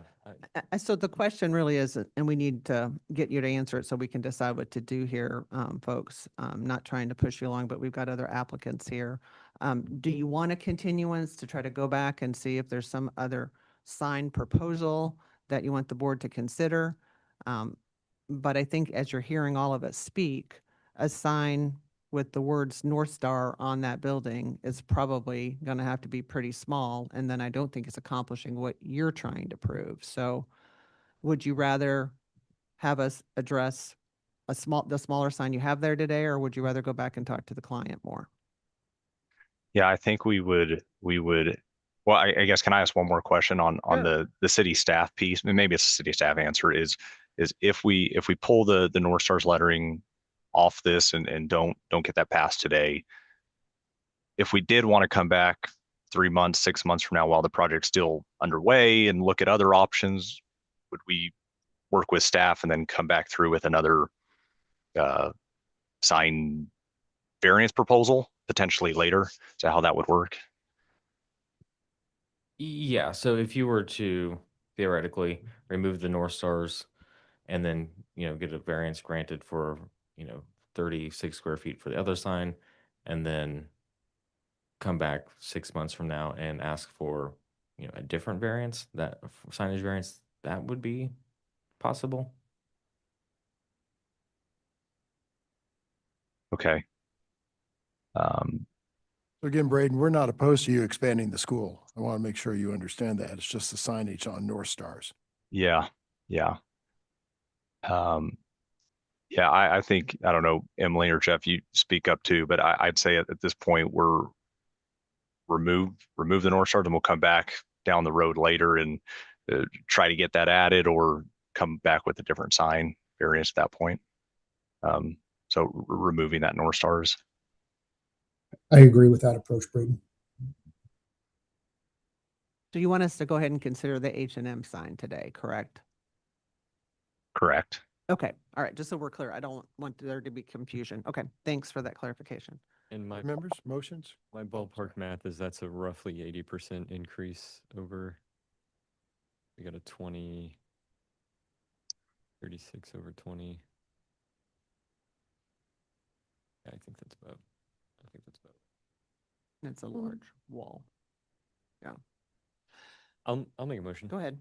On docket item 12, case number 46, I move that we grant the requested special use permit and variances therein, amending the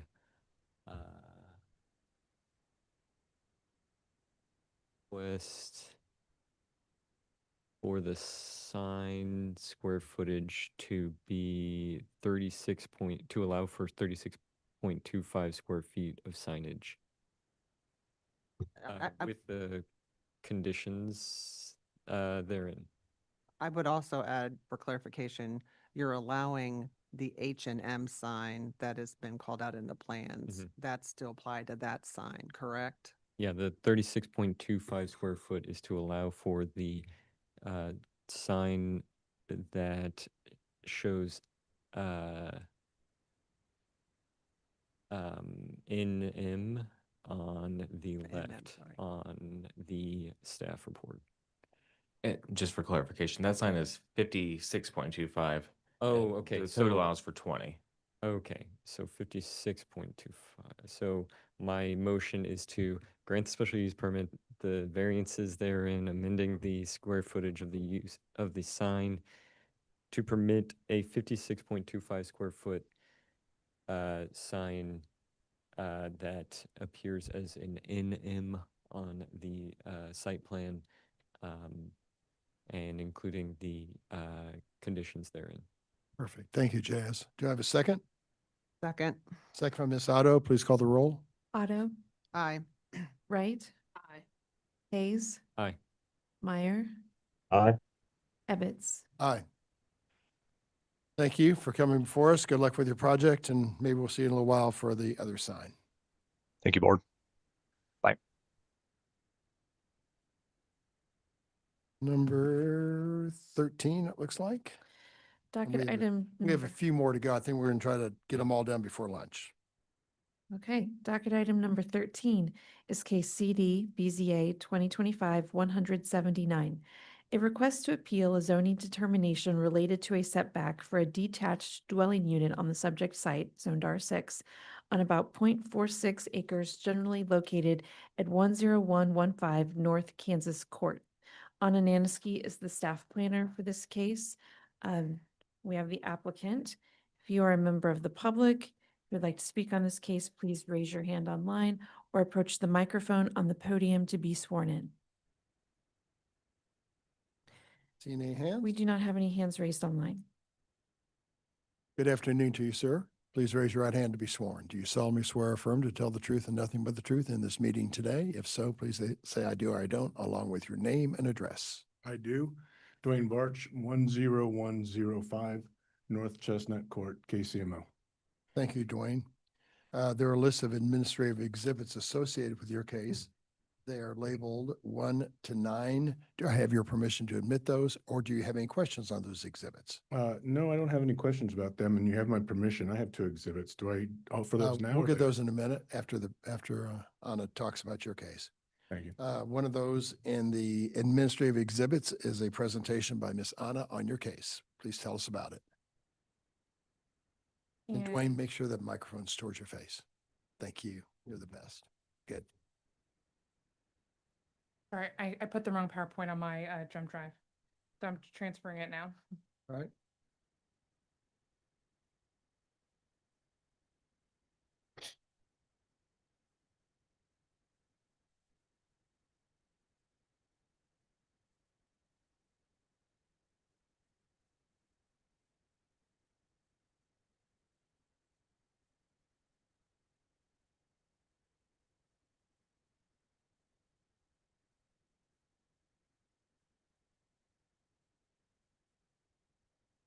Okay, apologize for the delay. As previously mentioned, this is case CD BZA 2025-179, and the applicant seeks to appeal a zoning determination related to a setback for a newly constructed detached dwelling unit or single-family home, as some people call it as well. So the property is located in the Northland portion of Kansas City, Missouri. This is very far north towards the airport and Shoal Creek Golf Course. And this is a closer look of the site. It is located on Staley Farms Drive, as you can see highlighted in yellow in the golf course that I mentioned. And this is a visual representation of kind of like the crux of what we're going to be talking about today. To my left, we have the applicant's interpretation of where the rear property line and rear yard is on the property. To my right, on the opposite side, is the exact same image, but city staff's determination about that specific yard, which is the street side property line and the street side yard with the rear yard, rear property line abutting the golf course. And then you can also see the 2 interior property lines and the front property line, which is adjacent to North Kansas Court. To reiterate why city staff's determination is that this is a street side yard and subject to a 15-foot setback. I'm going to talk about 2 other examples, one being a home that is already constructed, and the second being the plat associated with the side of the subdivision where the subject site is. So the first home that we're looking at is a home a little bit to the north of the subject property. The orientation of the map is changed. This is the site plan that I pulled from the building permit, where you can see that there is that 15-foot building line setback that is adjacent to that Staley Farms, street. This particular property owner did not choose to build up to that 15-foot line, but they could have if they wanted to design it that way. But we can see that that setback is set as 15. That matches the street side yard requirement, as well as what is on their adopted plans. And then, as I mentioned, there's also the plat for this particular subdivision, which includes the exact same 15-foot building line for Staley Farms Drive, and that runs along the entirety of that property, as well as some of the adjacent properties. So all properties within that particular plat will be subject to those regulations as well. So to conclude, I'll go over some key points. I mentioned city staff's designation of the front, rear, street, side yard property lines. The front property line is the smallest of the dimensions that abuts the street. That's on North Kansas Court. I broke down all of the definitions in the staff report as well for you to review. There's a list of grievances that the applicant provided with this appeal case, so I just want to address some of those. One of them being that, of course, there's the misapplication of the rear property line. A rear property line never abuts a street. That is a part of a definition, and including like the street side yard property line is always the property line that abuts the street. The contradiction of the code, even if we were to take the exact applicability of where the front, rear, and street side yard property lines out of the equation, they're still the platted setbacks that override, but like they're more restrictive, and we take those also into account, and that establishes also the 15-foot building line at that point. So the 15 feet here, whether we consider it a street side yard or not, which of course it is a street side yard, the plat is also held up, which establishes the 15 foot line. And all the plats say that for that street, so it's going to create that consistency along that particular road. And the applicant's materials also address inconsistent administrative practices in reviewing and applying this particular street side yard definition to other properties. The other 3 properties that they identified, I believe, are not equivalent to this one because they don't have the 2 streets on either side of the property. They are more traditional. You have one property line that abuts the street, and the rest are surrounded by other property that is not a street. The appeal review criteria is that an appeal must be sustained only if the Board of Zoning Adjustment finds that the administrative official has erred. So due to mapping evidence, the plat, and the code interpretation, on top of that, we believe that the zoning and development code was applied correctly to the subject site. That concludes my staff report. I'll be happy to answer any questions. Show me the definitions of what a rear and a side yard is in the code, just so I can see that, please. Yep. The applicant may have brought that with them, but I just want to see the definition.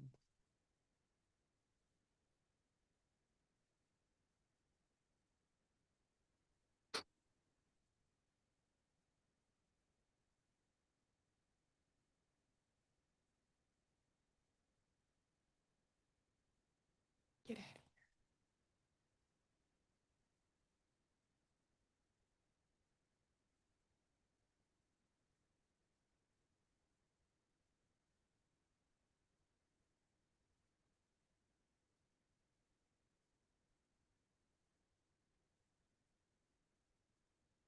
Oh, I can't. Yeah, I can't. Kind of read it from here. Okay, there you go. Interior I screen. think I also need front property line.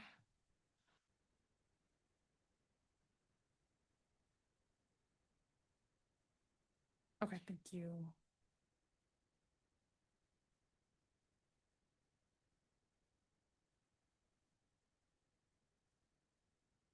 The property line is the property line along the right-of-way line of an existing or a dedicated public street. And then we also look at the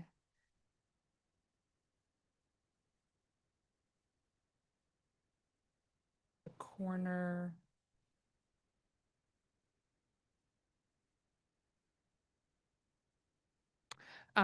For front setbacks,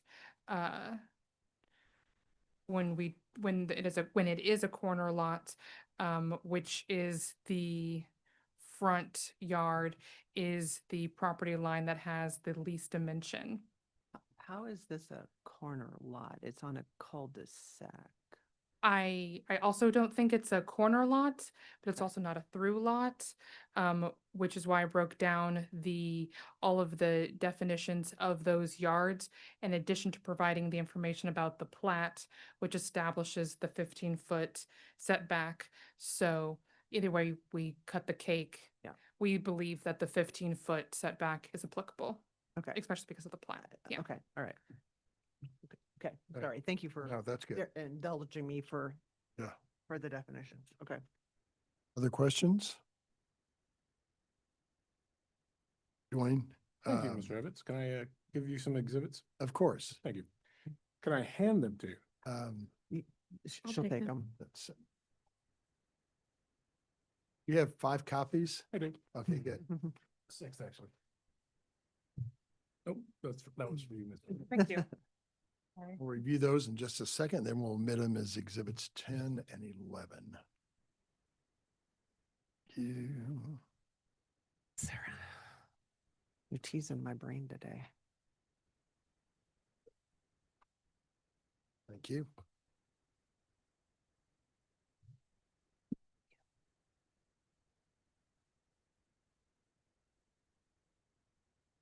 Okay, those will be admitted as exhibits 10 and 11. So Dwayne, tell us why we should approve your. Sure. If you look at that picture, that's a 40-yard long wall that's 15 feet from the sidewalk.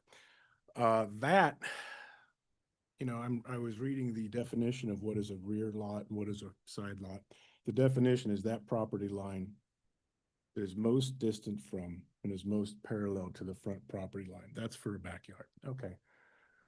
I think that is the backyard, but I get it can be a coin flip. So then let's look to intent. What is the intent? The intent is to have a consistent neighborhood buffer, to keep a characteristic neighborhood.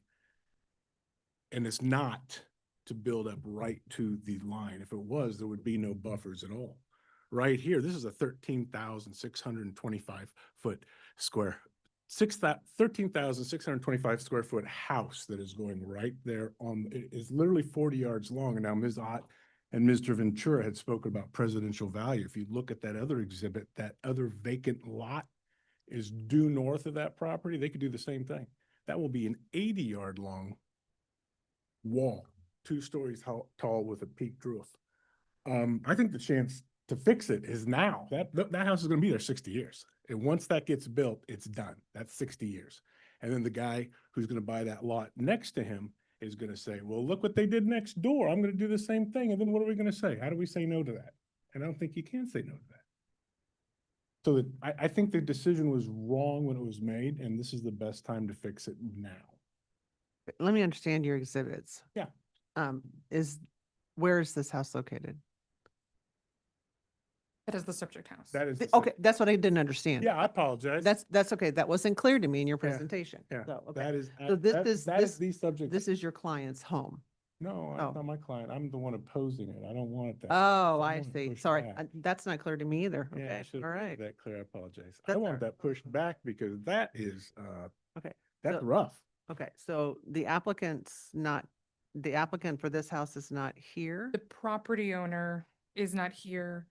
The applicant is with us, an applicant. I got can be it. anywhere. Okay. See, this is confusing. I thought you were here representing the property owner. Yeah, that's what I thought too. I apologize. That's all right. You're gonna make, It should have been more clear. you're That's gonna make failure. sure that the board is oriented as to who you are and what your complaint is. Sorry. And, okay. So what are you, okay, now I'm gonna back, what is it that you want us to do? Get the zoning fixed so that that is designated as the backyard like it actually is. So that gets moved back an additional 15 feet, so it's not looming over the street like it is right now. And how far is this partially constructed home from the street? And this is from Northeast Staley Farms Drive, correct? We're 15 looking feet, at that. 15 feet, 4 inches to 15 feet, 8 inches. If I can address it, the building does abut the 15-foot platted setback that was established by the plat, and that is 15 feet from the property line. Then there is additional right-of-way space as well that I don't know off the top of my head from Staley Farms. Sir, what's your name again? Dwayne Barch. Dwayne. How are you impacted by this setback? Well, I live in one of those houses that's across the street from that. Like on the 101st Street side? Over here? Correct. Okay, on the other side of Staley Farm. That's right. And you just don't want a property coming that close to the street? I should have actually been standing in that picture so you can get an idea of how looming that is. But that is a looming structure. Again, I keep saying 40 yards. It's actually 42 yards long. It's 42 yards long. And it's so imposing that Whenever I've had friends stop by, they go, "What is that? Is that going to be condos or is that a doctor's office?" I go, "That's a house." They go, "That's a house. What's it doing right there?" I say, "I don't know. I'm going to go talk to the board about it." So just so you know, I know everybody asks like if other people talked about it. My two neighbors, they pitched in to do the filing fee with me. Thank you very much, fellas. My other neighbor said he was going to go around and get petitions signed, but it got too cold for him. So that's all right. So it's not like it's just me saying that's too big. I think everybody thought something was going to be done and nobody did anything, so I did it. So I'm I may be a little behind and a little disoriented still. Um, but you are the applicant, correct? I'm the applicant. Okay, I am. but you're it's not going to the be said property back. owner. You are claiming to be an aggrieved party appealing the decision. That is correct. Okay. And he has that right. I just didn't understand that who he was and why we were here. Okay. Yeah, I get it now. Okay. So other than this complaint to city staff, Mhm. does this home meet all other variants, setbacks, or issues? Did this board hear this case in any way to grant this house to be this big? No, it went under a full building plan review and was deemed approvable and was issued ready for permit and it's under construction. Based on the interpretation of the code that you have described to the board today? Correct. Okay, I just want to make sure that there wasn't anything else, because I have missed a BZA meeting or two, so I didn't know if this had been before us before. Anna, what is the practical outcome of this appeal?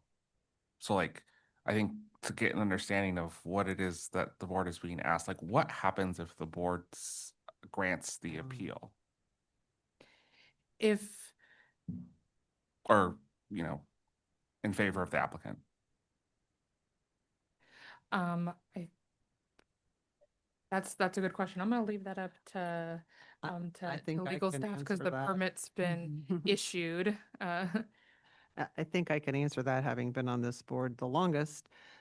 When something like this would happen, the house would have to probably be moved if the board agreed with the applicant. However, there could be an appeal process that the property owner could appeal this board's decision to circuit court. So that's how that would work. I think Sarah's agreeing with me. Dwayne, this house is already. Or under construction. potentially, the homeowner or somebody could appeal the board's decision or apply for a rehearing Right. based on evidence not available. Right. And has the homeowner been notified? They were notified of the public hearing through the standard mail process that occurs. Your question, Mr. Ebbets, was that picture was taken October 21st. So near as I can tell without going inside, that is the way it looks on the exterior. I believe that's there's nothing been done on the inside either. As far as I know, I've not gone in and checked, but the outside. This is built right now. This is built. Yes, it's built. As it stands right now, yes, Okay. sir. Right, so Yeah. it's basically framed. Right. And it's not even got a full roof on it yet. Right. I just drove by it today. It looks like that now, the outside. I don't know what's happened on the inside. Can you pull up, Anna, your diagram again, showing us what you say is rear side and whatever, so we can get reoriented now that we are more centered on how this is before us?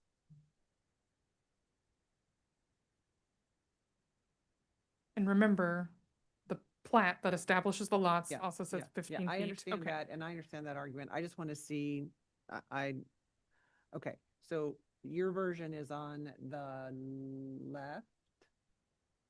On the right. On the right, sorry. Yeah. So on my right is what you say is the interpretation of the code. Yes. Okay, and on my left is what the Correct. applicant here, the opposition to this believes it is. Correct.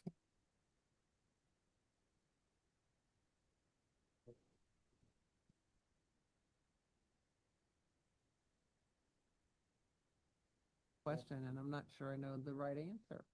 I mean, I don't think it's a corner lot, because of how it's situated off of a cul-de-sac, because it's not abutting two streets. So I don't think that applies. I agree with that application.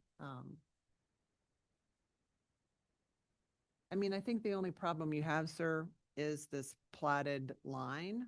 And that, because this is a cul-de-sac lot, you may lose under the interpretation of the plain meaning of the ordinance, and the application of how that applies. That's the one thing that causes me, I guess, pause. Well, then may I address that, Ms. Ott? Sure. And it's auto. I'm sorry, what? It's auto. Auto, thank you. The definition, it isn't helpful. It's not. I mean, it's a coin flip. It's on a circle. So which one is more parallel to the front street? The answer is you don't know. So again, I don't see, if the intent was just build it right to the line, then there would be no setback. So that's not the intent. So then the intent has to be to have a buffer, to have some uniform, consistent buffer. That, whatever you're looking at now, just blows that out of the water. That is not uniform and consistent. All of a sudden you're going along, boom, there's this big doctor's office looking building right there. So the intent must be to set back, and that must be set back from the road, the 30 feet, not the 15 feet. I think what I'm hung up on is what exactly is the disagreement and interpretation of the code here? I'm reading rear property line, the property line that is most distant from and is most parallel to the front property line. Yes, I believe that what has been labeled the side yard is actually the backyard, and that should be pushed back an additional 15 feet. So a side yard's 15 feet, a backyard's 30 feet from the property line. So this house's backyard goes on to, I don't know, the 14th green of a golf course. So there's no real problem there. But the 15 feet, just looms right there on the sidewalk.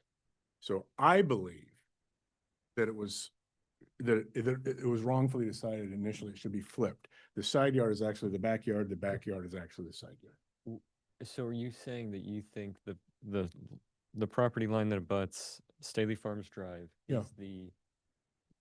is the rear yard? Is the rear yard. And you think that it is most distant from and is most parallel to the front property line? I think so, but I give you that's a jump ball. I get that. That's why I keep going back to intent. What is the intent? Because if it's uniformity, neighborhood characteristics, nobody has a house that big, that close. Everybody's back. You go down Staley Drive, that right there, that's a mile long. It's a mile-long drive that goes right through it. Golf course, you go across, there's the clubhouse. Everybody's house is set back except for that one. That one is just boom, right there. And you look at it and you're not quite certain what it is, quite honestly, it's so big. Where the garage is, on this picture, Far left. how close is that to what you've drawn at, Anna, as the rear line on your diagram? Say it again.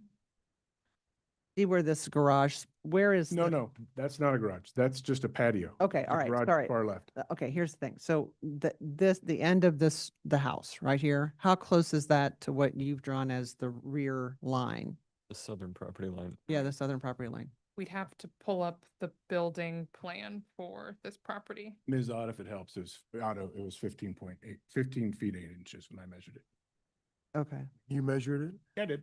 From you're talking about the patio or the edge of the building? The edge of the building, yeah. Yeah, the building abuts the 15-foot, 15 feet 8 inches. This side of the house, not this long side. Yeah. Okay, yeah. Not the long side.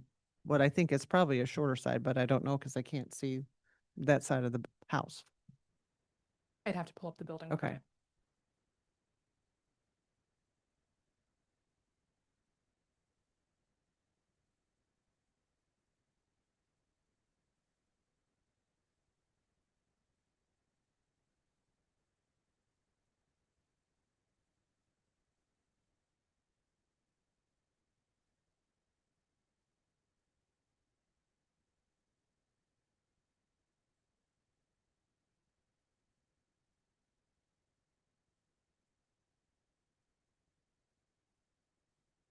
I'm not sure.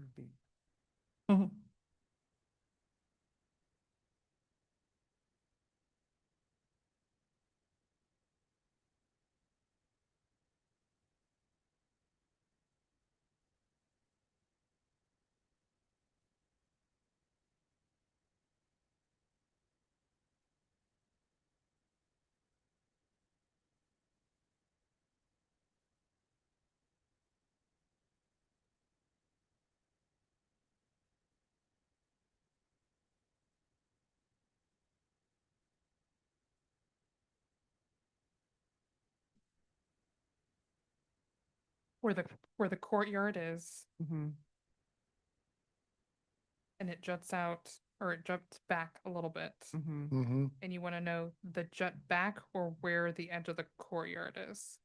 Edge of the courtyard's fine. Okay, it looks like, I don't know if this is finished yet when this picture is, but it looks like it's all on the same plane. So it's It's hard touching to- the, I can't share. it's touching the rear what you're saying is the rear property Oh, line. the rear property line. My apologies. Okay. Might It be is- helpful to say south. Yeah, the south line. I mean, Yes. we have different interpretations here, so I'm Yes. trying to use her picture. My apologies. It is 32 feet away from the rear property line. Okay. So that's, Yeah. So we have a setback of 15 feet on the west and 32 feet on the south? Yes. Okay. There's also a front building line along Kansas Court. and what's Just that? What's that? 30. 32, It's a- okay. There's a platted building line. I 30. assumed it was in this one, okay. This house fits like perfectly within its Building setback. lines. Pretty much. Mhm. As established in the plat. Right, by plat. Wayne, we've seen some cases, not exactly like yours, but we've seen cases where a house will be torn down and a McMansion, as I want to call it, is built on that small property line. And people around them are not happy, but it fits within the building standards. Well, Mr. Ebbets, that might or might not be true. I believe that it was not done. I have no problem with McMansions or mansions or any type of mansions. I'm all in favor of it. I'm just not in favor of this being orientated to the point where it actually causes comment. And I'm also concerned about that other exhibit I gave you where the vacant Right. lot immediately to the Uh-huh. north of that. Right. Man, that guy's gonna say, look what I can do. And he's gonna have the board's approval to do, and it's gonna be an 80-yard long wall. And people are gonna, again, say, what happened here? And I'm gonna say, hey, I lost at the board. But I don't think I should lose at the board, because I think the original interpretation was wrong. And I'll give you, it could be a jump ball, but if you look to intent, it's not a jump ball. It's not to max out the property. If it was to max out the property, then we wouldn't have setbacks. Well, so I'm actually, I guess, a little confused because it doesn't sound like the board has ever made it, or and city staff has never made any determination or interpretation of the code.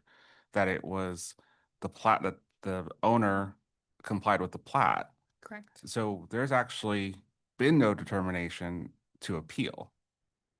You could argue that staff made a Confirmed. determination when the plat was Administrative reviewed and decision. approved. Okay. Yeah. So we're really talking about then the plat as the determination that's being appealed. That's why I said I'm trying to understand this. Because Yeah, I was 'cause- looking for definitions and I get the 15-foot Right. flat issue. Well, I'm just, because I see where this is going. So I'd like to establish what it is exactly that the determination was. Or I guess the thing that was determined. It sounds like the plat is the thing that is being considered a determination by city staff. So when we received the application, the timeline associated with that was in reference to an email that city staff sent where we upheld the zoning review attached to this Okay. building permit. Okay. So So it's like a challenge to that, and city staff said, no, this challenge fails because of the determination we've made that this is compliant. correct. Got it. Okay, well. Yeah. Difficult, but yeah. Like I said, I'm just one board member, but building permit was issued. Staff, city planning reviewed it, or excuse me. And I don't see a reason why I should overturn that right now. I know what your argument is, Dwayne, but maybe it's not a house I would build on the corner, but you were given these owners, whoever they are, were given a permit to build it. So I don't know, that's just me. But isn't that the point, Mr. Ebbets, of an appeal? Just saying. Yes, they got I the- agree. They I got agree. it wrong the first time, therefore I'm appealing it. Oh, I'm also not 100% sure I'm following your argument about the intent. What do you think the intent of the code is, and why do you think it differs from the literal most distance and most parallel? Well, thank you. The reason I don't think it differs from what the code says. I just think that on a cul-de-sac, you can't really decide what property line is most distant from and parallel to the front property line because it's a cul-de-sac. So what I think, I said, okay, give the other side their due. It's a 50-50. If it's 50-50, I think you have to go to intent. And again, if the intent is neighborhood uniformity, preserving setbacks, then the intent is that that is a backyard because everybody else on that mile-long road on both sides is, except for this guy, he's right up on the edge. Because the intent can't be just to build out to the very limit, or there would be no setbacks, right? I mean, you wouldn't have a setback if that was the point. Just squeeze out every square foot. That can't be the intent. So the intent has to be uniformity and a buffer. Okay. I think I'm just one board member, but I actually I'm on staff side on this. I'm very familiar with the house. I drive by it daily, taking my daughter to her babysitter. It is a unique property. I agree. It's a massive house for the area. I also don't think that the conversation right now should be talking about the size of the house. It should be about what the actual issue is. So I agree with staff. I do not have an issue with this, but I'm just one board member. I have a motion unless there's further comment. Ms. Otto, go ahead. On docket number 13, case number 179, I move that the board uphold the decision of the codes team and deny the appeal. Second. Motion by Ms. Otto, second by Mr. Hayes. Please call the roll. Otto, Aye. Wright, Aye. Hayes, Aye. Meyer. Aye. Ebbets. Aye. I'm sorry, sir, your appeal did not. All right, next case. I know it's late, but maybe we can get through these next ones before lunch or before we have to call lunch. Docket item number 15 is case CD BZA 2025-91, a request to approve multiple variances to accessory structures and gravel standards in an R6 zoning district, plus any additional variances on about 0.36 acres, generally located at 5106 North Brighton Place. Connor Tomlin is the staff planner for this case, and we have the applicant. If there are any members of the public who would like to speak on this case, please raise your hand online or approach the microphone on the podium to be sworn in. There are no hands raised online. All right. Good morning. Please raise your right hands to be sworn. Do you solemnly swear or affirm to tell the truth and nothing but the truth in this meeting today? I do. State your name and address for the court reporter. Jason Jones, 5106 North Brighton Place. Thank you, Jason. And Misty Jones, 5106 North Brighton Place. thank you, Missy. There is a list of administrative exhibits labeled 1 to 9 that are associated with your case today. Do you have any problem with us admitting those? No. Great. Part of that is the presentation by Mr. Tomlin to your left.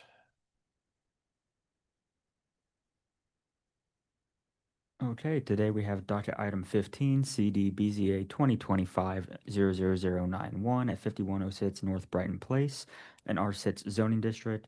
The request is to obtain multiple variances on the subject site after applicant received notice of violation. The variances include but are not limited to the driveway, gravel, accessory structure requirements, and any additional variances that may be needed.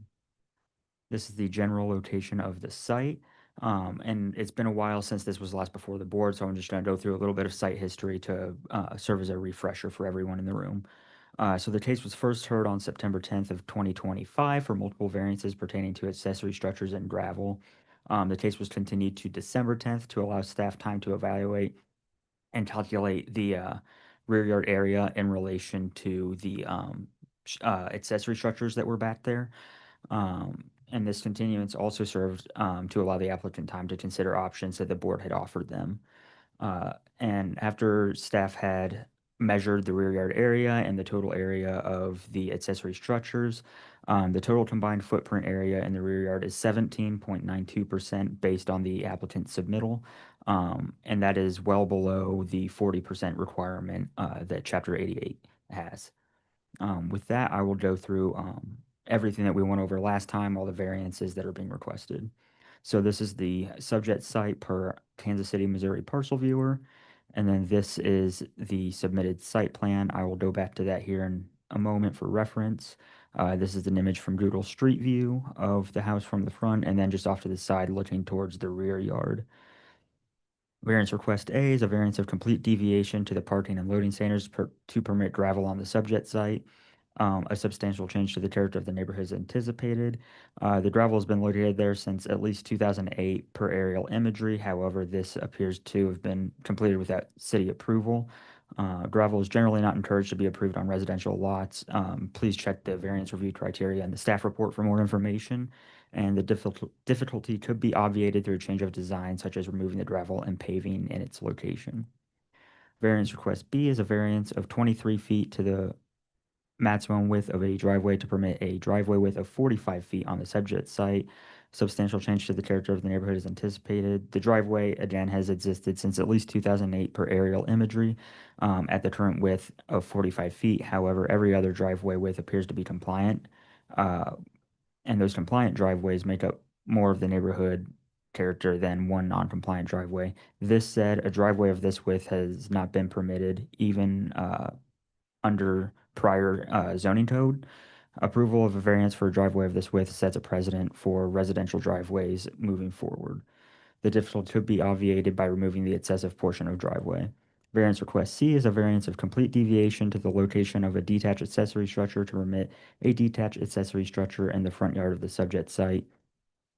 This detached accessory structure, the carport, has existed since at least 2008 and its current size and location. However, this does not appear to have received city approval. Additionally, the character of the neighborhood is largely compliant with accessory structure requirements. Approval of the variance to allow this accessory structure to remain could set a precedent for properties in Kansas City that have similar structures in the future. As always, the city recommends compliance with all the standards rather than seeking variances to correct the issue. The difficulty could be obviated by a change of design, such as removing the structure to abate that violation. Variance request D is a variance of 704 square feet to the maximum size of a detached accessory structure to permit a 904 square foot detached accessory structure on the subject site. Again, that's 704 square feet deviation or a 351% change. A substantial change to the character of the neighborhood is anticipated for the reasons previously stated. The difficulty could be obviated through change of design, such as removing the detached accessory structure or the carport in the front for reference altogether, or significantly reducing the size to 200 square feet to be compliant with that standard. Variance request E is a variance of 10 feet to the separation distance between structures to permit a detached accessory structure to be 0 feet from the principal structure on the subject site, which is a complete deviation or 100% change. Same thing as before. The accessory structure carport in the front yard would need to be removed entirely to abate that violation. Variance request F is a variance of 178 square feet to the maximum size of an accessory structure to permit a detached accessory structure at 378 square feet on the subject site. That is an 89% change. A substantial change to the character of the neighborhood is anticipated as detached accessory structures appear to be generally compliant with size requirements in the immediate area per aerial imagery from Kansas City Parcel Viewer. While this specific structure has been in place since 2014 based on that aerial imagery, it does not negate the fact that it is a non-compliant size. The difficulty could be obviated through change of design, such as removing that structure and placing it one that is compliant.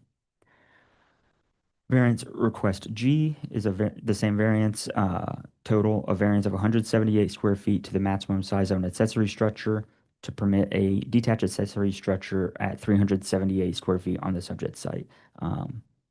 Has again an 89% change. The detached accessory structure appears to be generally compliant with size requirements in the immediate area. However, this specific structure has been in place since 2018 based on aerial imagery, and it does not negate the fact that it is a non-compliant size. Same thing, it could be removed and replaced with one of a compliant size to abate that violation. Variance request H is a variance of 136 square feet to the maximum size of an accessory structure to permit a detached accessory structure at 336 square feet on the subject site, which is a 68% change. This structure has been there based on aerial imagery since at least 2012, though this does not negate the fact that it is a non-compliant size. Same thing as before, it could be removed and replaced with a compliant sized structure. Variance request I is a variance of 6 feet 4 inches to the separation distance between structures to permit a separation distance of 3 feet 8 inches on the subject site, which is a 63.33% change. Many properties in this area appear to be generally compliant with separation distance requirements between structures. And these exist to prevent fire jumping from structure to structure and to allow greater flow between buildings. And the difficulty could be obviated through change of design, such as removing the structures to meet the separation requirements or placing them elsewhere on the property to achieve the same. And the final variance request J, is a variance of 7 feet 8 inches to the separation distance between structures to permit a separation distance of 2 feet 4 inches on the subject site, which is a 76.66% change. Same as before, most properties appear to be compliant with separation distance requirements in this area per aerial imagery on Parcel Viewer. And the separation distance requirements, again, exist to prevent fire jumping from structure to structure if one were to occur and to allow greater flow between buildings. And moving on to my final slide, I just have this diagram from last time outlining what each variance applies to on a map scale, which should be included within the staff report. And that concludes my presentation. I'm open to any questions the board may have. Any questions? Connor, would you just leave up that last diagram for us? Is that possible? Yeah, would you like me to share my screen or just keep it up on the screen up here? I just so I want to see it. I'd share the screen. I'd share the screen Okay. because I think we have a board member online. Absolutely. Give me just a moment. Because if we have a question, it would be a good reference. Okay. All right. Any other questions of Mr. Tomlin? All right, Mr. and Mrs. Jones, I did err earlier. There are exhibits 1 to 11. You did give me the permission to admit those. I only said 1 to 9 at the time. It is 1 to 11. Thank you. And you're okay with the 1 to 11? Yes. Okay, thank you. You're asking for a lot of variances. You were here before. Tell us why we should grant these new variances. And I think when you were here the last time, we asked you to consider some changes. So Correct. have you done that? And I'm interested to hear what you have to say. Yes. I'm more than interested in doing away with the gravel and having that change to asphalt. The rear accessory structures where they're not 10 feet between them, I can either move that one or remove it, whichever needs to be. My hope is that the driveway and the front carport can stay for health reasons, and it's all in the notes. Okay. I'm sorry. Go ahead. That's fine. The sheds in the back are extremely vital for me because one, I keep the lawn equipment in it, and it's a safe haven to be able to maintain that equipment. And the other is used to store parts for my vehicles to keep them roadworthy. So on this diagram, which of the structures in the back would you be willing to do away with? The last two. Which ones are those? What's the letters on that? I can't see from there. Are they the ones furthest towards the back here that you're referencing? Yeah. That would be F and G. So you'd be willing to take those away completely? Yes. What about If need be, yes. Go ahead. I'm sorry. If need be, yes. Okay. And you'd be willing to put concrete down in the driveway? Asphalt. Oh, I'm sorry, asphalt. You said that. I apologize. Where's D on here? I don't think you can. I've got. So it is labeled C2E, so it includes C, D, and E. It's in the front there. So that's for the carport? Yeah. Yes, that would be correct. Okay.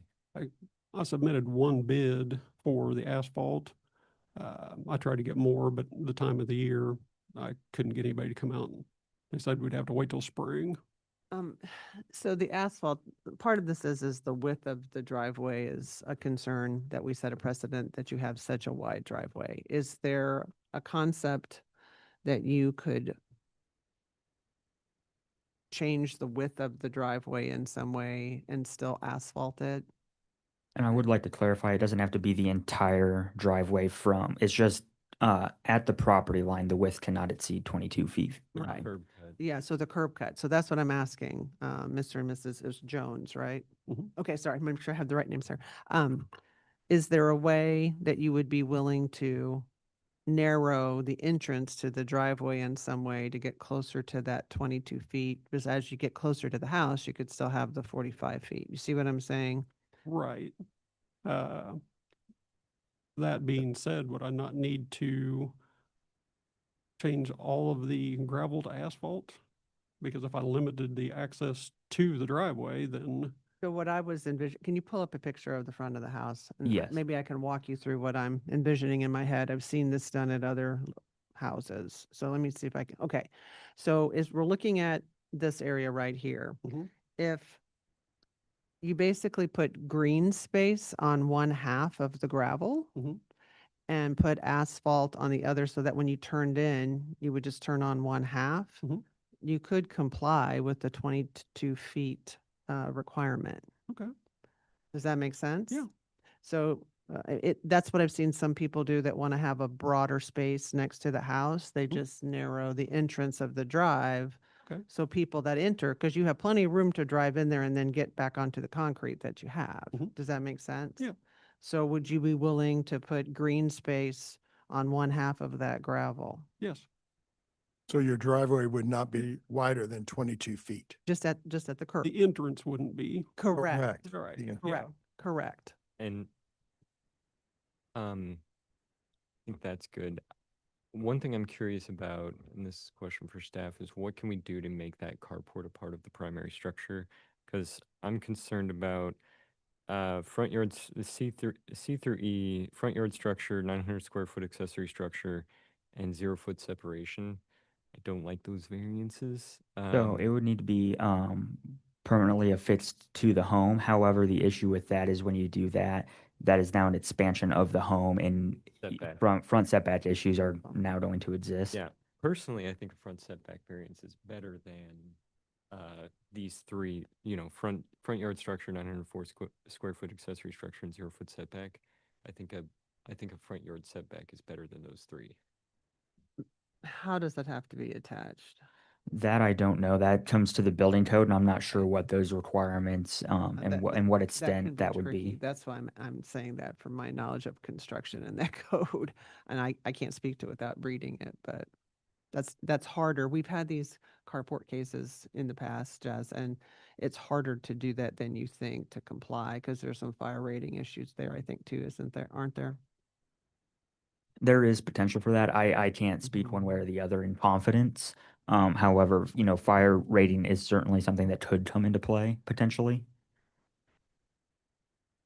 Yeah, I know enough to be dangerous. I think at our last meeting, we had one of these, didn't we? Jazz? And that one had to do with right of way. It was a whole mess. So. Yeah, it was a mess. Okay, well, I appreciate your willingness to try to change this, right? And we appreciate your health situation because we were willing to let you go back to the drawing board. Typically, I would not be supportive of a carport this large because it really is outside of what is allowed.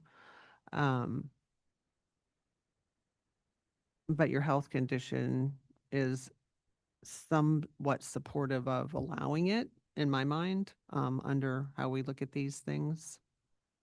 The fact that you're willing to reduce the driveway and remove two of those structures, and I think that's what it would take for me to give you some of this today. I mean, I hear what Jess says, and that would be great. I'm just not sure what that would take to do that. And I'm not sure, you know, that could be attached in a way that the code would actually ever allow it. So anyway, I'm one board member. If the applicant were to get rid of it, was it G and H? Are you talking about in the Rear. in the rear yard G, structures? just That It's is F F and G. Yeah, F- That are the further those that are furthest back into the corner of that property. Okay, and then we have two separations. Yeah, so Would that which ones would that eliminate? so if you're saying if F and G were both removed entirely, Correct. so F, G, I, and J would all be eliminated from needing variances if those structures were removed. So then we would be down to H in the as a rear accessory structure, and then of course we have the 3 for the carport, and then we've figured something out for the 45-foot, right? So then that leaves us with A and H and the carport ones. And B. Oh, no, B's going away, right? Yeah. B's the 45-foot one, right? Yeah, B is the width, A is the gravel that it sounds like the applicant would be paving with asphalt. So so give me the list, A to whatever, that we would have to grant. Okay, so if the gravel is going away, that one is eliminated. If the Oh, gravel's going away too. Yeah, right. So then it's just the 336 square foot in the rear yard, which is H, and then C through E for the carport. And B, but to bring them down to 22-foot. yeah, so and just to clarify, it's not necessarily at the curb cut off of the street, it's the width at the property line that has to be 22 feet. So that is, it's hard to tell from parcel viewer, but that could potentially mean some of the pavement at the property line would have to be reduced to 22 feet. It's hard to tell in certainty off of parcel viewer if that property line is on the concrete or only over the existing gravel. But regardless, at the property line, it would have to be 22 feet in width to be compliant. And that's B and that's A and B, right? Yeah, A is the gravel, B is the width. So, yeah, so I have that we would, under this scenario, we would grant C, D, and E as they exist in the report, and H. But we would deny A, and as to B, we would modify it such that they would have to have 22 feet at the property line to the distance back required by the code. Well, I think at that point, you wouldn't need to modify or approve B because if you're making them meet the code requirement, Then we wouldn't need it, okay. you wouldn't need it. Okay, Now, so- if you were to make it 30, 35 feet, that would require modifying.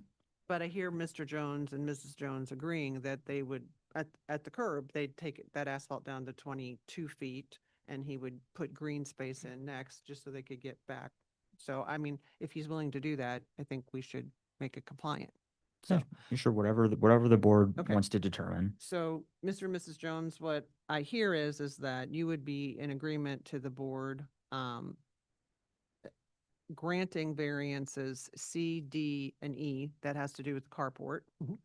On H, which is the structure in the rear, that's kind of, that you see that's closest to the back of the house.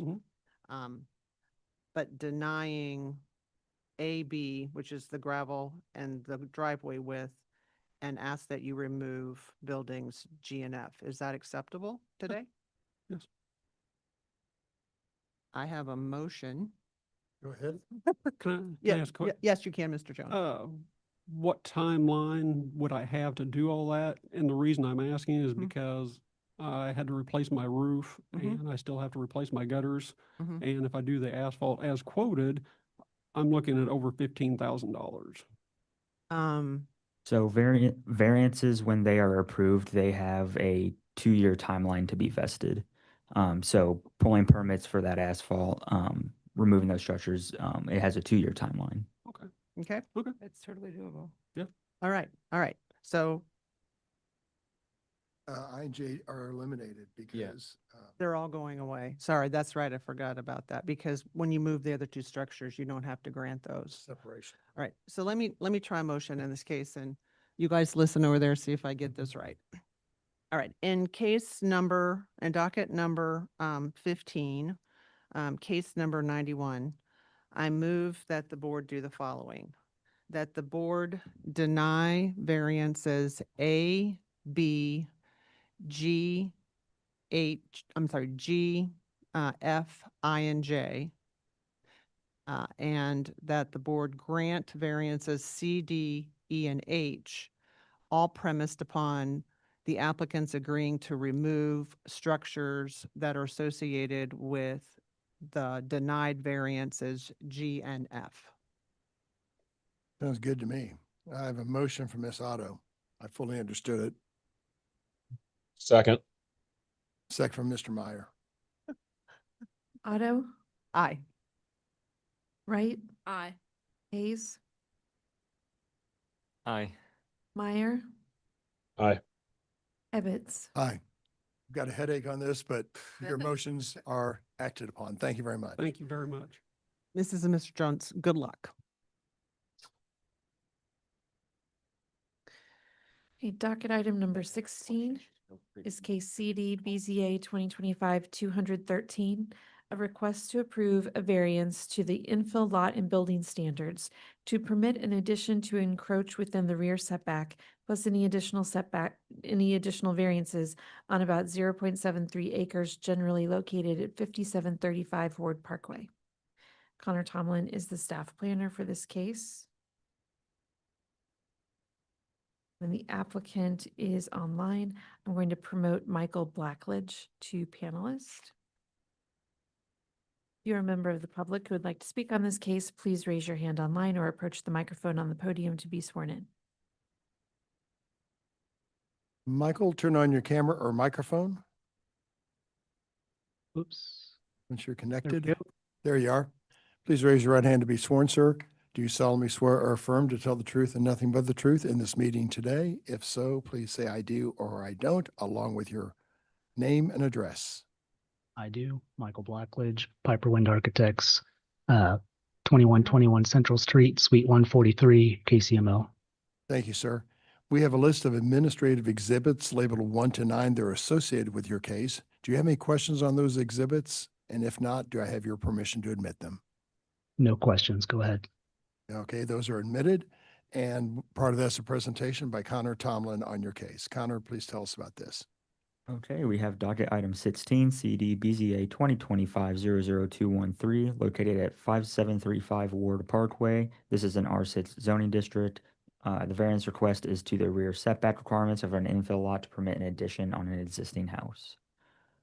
This is the general location of the site, with a closer look at the site outlined in yellow. This is the site plan, red indicating the extent of the work being done, some of which is on the first floor level that already exists. These are the elevations that were submitted. You can see it as a second floor addition on top of an existing first floor. The variance request is a variance of 11.5 feet to the rear setback of an infill lot to permit a rear setback of 18.5 feet on the subject site. Again, that's an 11.5 feet deviation or 38.33% change. A substantial change to the character of the neighborhood is not anticipated, as the current footprint of the house is not changing and is not expanding past its current extent. The addition is to the second floor. However, due to this addition encroaching into the rear setback, it is still required to seek a variance to that setback, regardless if the existing first floor were already encroaching. The difficulty could not be avoided through a change of design, again, as that is a second floor addition on top of something that was already encroaching. And with that, I conclude my presentation. Questions of staff? Mr. Blackledge, why should we approve your request today? Sure. So the proposed project is to allow the Henrys to continue to age in place by creating a kind of a secondary primary suite for them to occupy, while one of their children would basically move into the rest of the house and occupy it.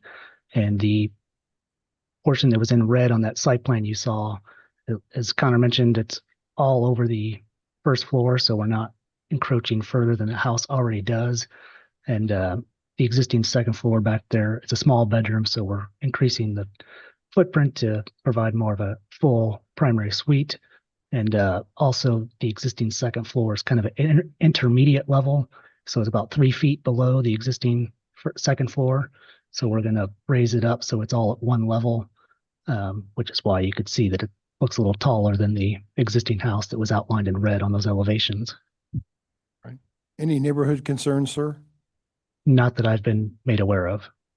If there's no public comment, I'll make a motion. Go ahead. Motion. On Go docket ahead. item 14, case 213, I move that we grant the requested variances in accordance with site plan staff report. A motion from Mr. Hayes. Do I have a second? Second. Second from Miss Otto. Otto, Aye. Wright, Aye. Hayes, Aye. Meyer, Aye. Ebbets. Aye. Your project is approved. Thank you very much for coming before us, Mr. Blackledge. Thank you, everyone. Thank you. Last. Docket item number 17 is case CD BZA 2025-216, a request to approve a variance to the infill vehicular use standards to permit an attached garage visible from the street in an infill area, plus any additional variances on about 0.33 acres, generally located at 800 West 61st Street.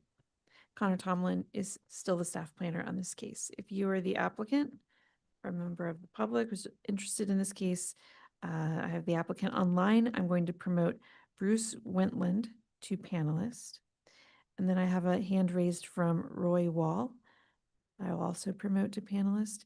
Any other members of the public who would like to speak on this case, please approach the microphone on the podium or raise your hand online to be sworn in. Are you concerned about the project? I do. Okay, great. Stay there and I'll swear everyone in at one time. And the applicant's is online, right, Sarah? Yes. Okay, thank you. Anyone with concerns on this case? There you go. We have 2 people online. And 2 people online. The 2 people online, I see your faces. One of them is the applicant, right? Bruce? Yes. And then we have Roy Wall. Okay. Yes, I'm here. Turn your camera on, please. And just quickly, for or opposed? Opposed. Okay. Opposed as well?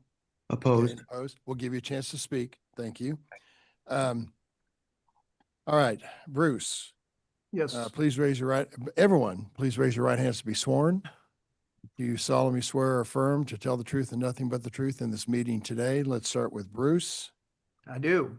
I do. And also I need your home addresses too, or not your home, an address. Bruce Wentland, Wentland and Stahlbaumer Architects, 7924 Floyd, Overland Park, Kansas. And the other gentleman online? Roy Wall, 612 West 59th Street, Kansas City, Missouri, 64113. Right. And gentleman up here. Rob Wilmot, 802 West 61st Street. And I do or I don't? I do. Okay, come on up. Michael Rhodes, 812 West 61st Street. I do. Thank you. Lastly? I do. Andrew Bracker, 641 West 61st Street. All right, thank you, gentlemen. Roy, are you opposed or for this one? I didn't hear you say. I'm sorry, I am opposed. Okay, good. No problem. Thank you very much. We'll give everyone a chance to speak here in just a second. Bruce, there are a list of administrative exhibits associated with your case. They are labeled 1 to 9. Do you have any questions on those exhibits? And if not, do I have your permission to admit them? No questions for me and for you to include them. Great. Part of that is a presentation by Mr. Tomlin. Connor, please tell us about this case. Yes, and I would like to add one thing there. I received notarized testimony via email yesterday. It's uploaded to Compass KC for board review. And correct me if I'm wrong, I believe it should be admitted as Exhibit 10. Okay, that will be admitted as Exhibit 10. Is it part of the reports there? It's not within the staff report because I only received it yesterday, though it is uploaded as Exhibit 10 on attached to the case on Compass KC. All right, thank you. So tell us about the case. Okay, we have docket item 17, CD BZA 2025-00216 at 800 West 61st Street. This is an R6 zoning district. The request is to, You need to share your screen, please. thank you, I am sorry about that. All right, the request is to approve a variance to the infill vehicular use standards to permit an attached garage visible from the street on the subject site, plus any additional variances. This is the location of the site generally. A closer look at the site outlined in yellow. I believe this home is intended to be demolished and reconstructed. This is the site plan that was submitted. You'll see the driveway and garage here on the west. There is also this on the back right corner of the property as well. These are a couple elevations. The variance request is a complete deviation to the infill vehicular use standards to permit an attached garage visible from the street on an infill lot. Again, that's a 100% deviation from the code requirement. A substantial change to the character of the neighborhood is anticipated. While the larger expanse of the neighborhood does see a few attached garages visible from the street per Google Street View, the specific context area for this property does not. There are 3 houses within this context area for the property, and none of those have an attached garage visible from the street as described by the infill residential development standards.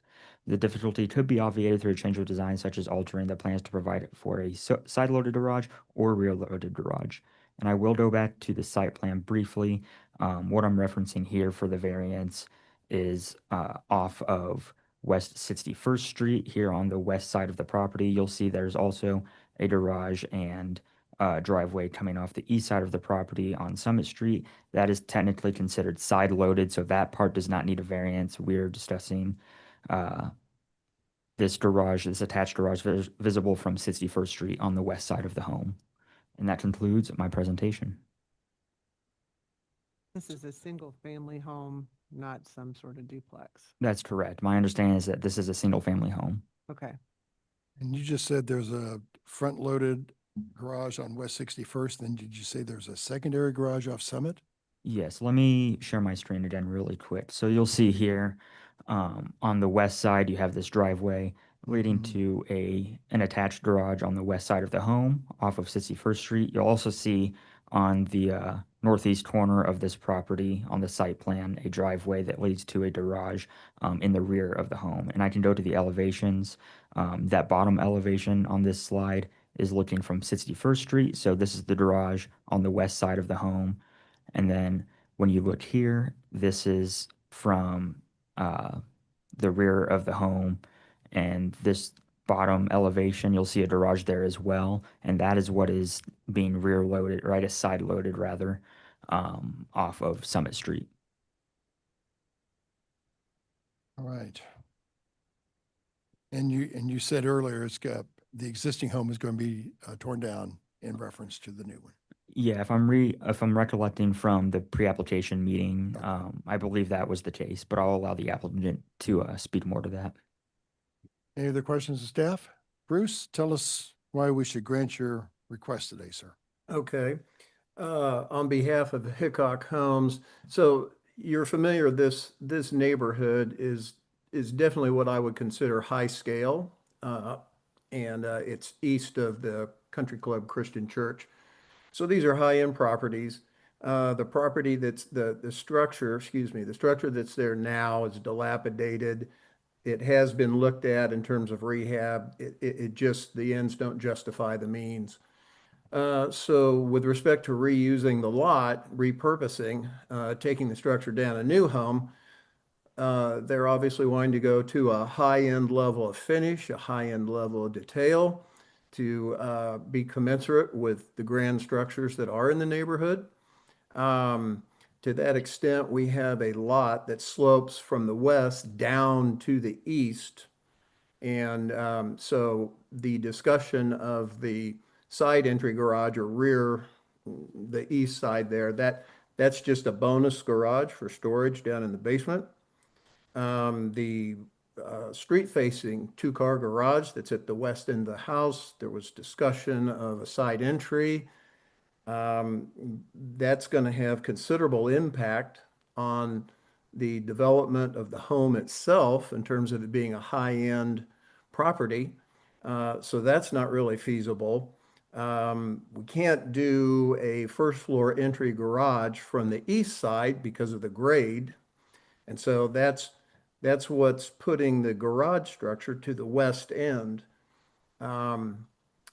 If you look at the property itself, the scale of it and whatnot, to force this to a detached garage is punitive in terms of that's not going to be commensurate with the quality of the property and the structure. I would also argue that forcing a detached garage on that's also punitive in terms of a home of this scale. That's not going to feel secure for a buyer of this caliber property. So that's punitive. Furthermore, if I look at detaching that garage, pushing it further to the back northwest corner, we already have a problem with the neighbor's garage encroaching on over the property line about 16 inches. Not to say the least of which, that impedes our ability to enjoy a decent backyard. It also creates the no man's land that you will see so often when you have two garages adjacent to each other on a common property line. That is not commensurate with the property either. So there's a number of reasons driving this. The neighborhood, regardless of the infill rules, I did just a walking survey. And within a half block to a block, I easily pegged off 9, 10 structures with street-facing garages. And clearly, these aren't all old garages that existed. Some of them are from day one, but we can also see an evolution over time of wings that have been added to the existing structure, and these have street-facing garages. And then we also see new homes that there's a new home that, for all practical purposes, the way the street bends around the corner, it presents coming up the street as a street-facing garage. So what we're asking for really isn't new. There's an evolution demonstrated in the neighborhood. And so that's kind of where we are with this. So that's what I will put out there for right now, and certainly entertain any and all questions. Okay, So I have a question, if I may. please. Sir, Yes. under this proposal, I'm familiar with this street. I drive down it frequently. My concern about where you've got this front-facing garages is it's coming out, that's a very busy, unique triangle. And I have driven through there at times when dogs have popped out, people have popped out. I am concerned based on the location, and I think the picture, and maybe the board's not as familiar, so I'm raising an issue because I think the location of that little green triangle that splits the traffic, and there's not there's sidewalks now. I think some have been added. Maybe the people that are here from the neighborhood can clarify that for me, since I drive through there. I don't walk through there. But I'm concerned about what that driveway does as its relation to that triangle. I just know that's a very interesting intersection, and every time I go through there, I slow way down because you've got people not sure where they're supposed to turn. Triangles confuse people. So I'm concerned about that. The standard, of course, is what's your practical difficulty since you're building a whole new house. This seems more like a marketing want than the property dimension. So I'm a little concerned just because of those issues. And it looks like you want to put a pool in, so that seems why you're pushing some of this out and you didn't put the garage behind the house. But I'm one board member. I'm just, I'm familiar with this again because I drive through there frequently. So anyway, that was my question. Okay. So I guess to that extent, yes, you are seeing, let's address the real obvious black and white there. Yes, you are seeing a design for a pool terrace there, and that's for maximum development. That's not a guarantee that that would happen. I would argue that if that does not happen, that still affords the family a generous backyard up at the first floor floor line, because the rear yard slopes from west to east. Now, with respect to the garage location, obviously a first floor garage is going to be most easily worked at the high site of the lot, so that other lower level space can look out. And I guess I'm scratching my head a little bit, not to be argumentative, but we have a driveway immediately adjacent to the west pulling out at the same spot that you're speaking of. So being punitive to this lot, I don't know how that addresses your concern, out of all due respect. Okay, well, And Bruce, that driveway next to you goes back to the rear part of the house. That's not a front-facing garage, sir, as I recall. It is a front-facing garage, the neighbor to the west. I have a question for staff. Okay, thank you for that clarification. The existing structure Mhm. has a garage that loads from Summit, but it has a bit of a curve. Is that under the definitions of the code? Is that visible from the street? So it's determined based on where the front setback is located. So this is considered side loaded, in a sense, based on prior precedent that has been set. Technically, yes, visible from the street, but it's not the front setback. So Yeah. So we have a structure there that's compliant with the right. And my understanding is this structure was likely constructed well before infill standards existed. So those current infill standards would not have applied at the time that this home was constructed. Yeah, but even then, it appears to have been compliant. So it's possible at this site to have a house with a compliant garage. Right. I would note, it's not just visible from the street, it's attached garages, Yeah. visible from the street. yeah, it's not just visible. Yeah, it's the attached part of it. And let me make sure I understand one more question. So this is in a house that a property owner at this location has asked you to design. You're a developer and you're just developing this and then want to sell it on the open market. Is that correct?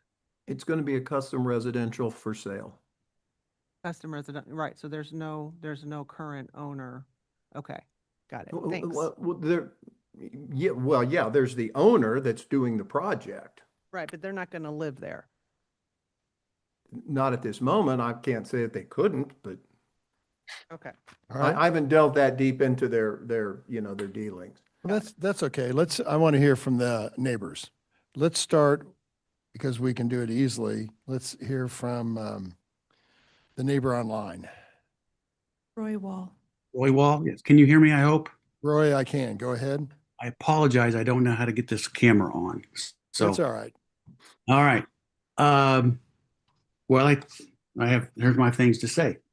They want to demolish the home and start with a new footprint. Then my question is, why design a home? Why not design a home that is within the legal current boundaries of the lot that's right there, instead of building an oversized home requiring these variance issues? The fact is, this plan violates the boundaries of the current property when it should not. This is the first drawing. They could probably draw 6 or a dozen of these drawings that would fit within the lot plan. Number 2, the new plan has a pool in the rear available for walking out the rear of the home on the same level. So as someone had just mentioned, if they're going to stick with most of this plan, they should just put the garage where the pool is. Because as you go north on Summit, on the west side of Summit, kind of down the hill and up the hill, there are rows of homes that have driveways facing east off of Summit, Summit being a north-south street, that have put garages facing east behind their homes. And they either have open space in between that goes to their home that's on the same level as the walkout of the house, or they put in a breezeway or, an attaching room or something that goes directly to the garage. So that's my way of fixing this current drawing as it is. Lastly, this property has been purchased, I think, in 2018 by a real estate developer. His name's Chavez, I believe. He has had this for 6 or 7 years.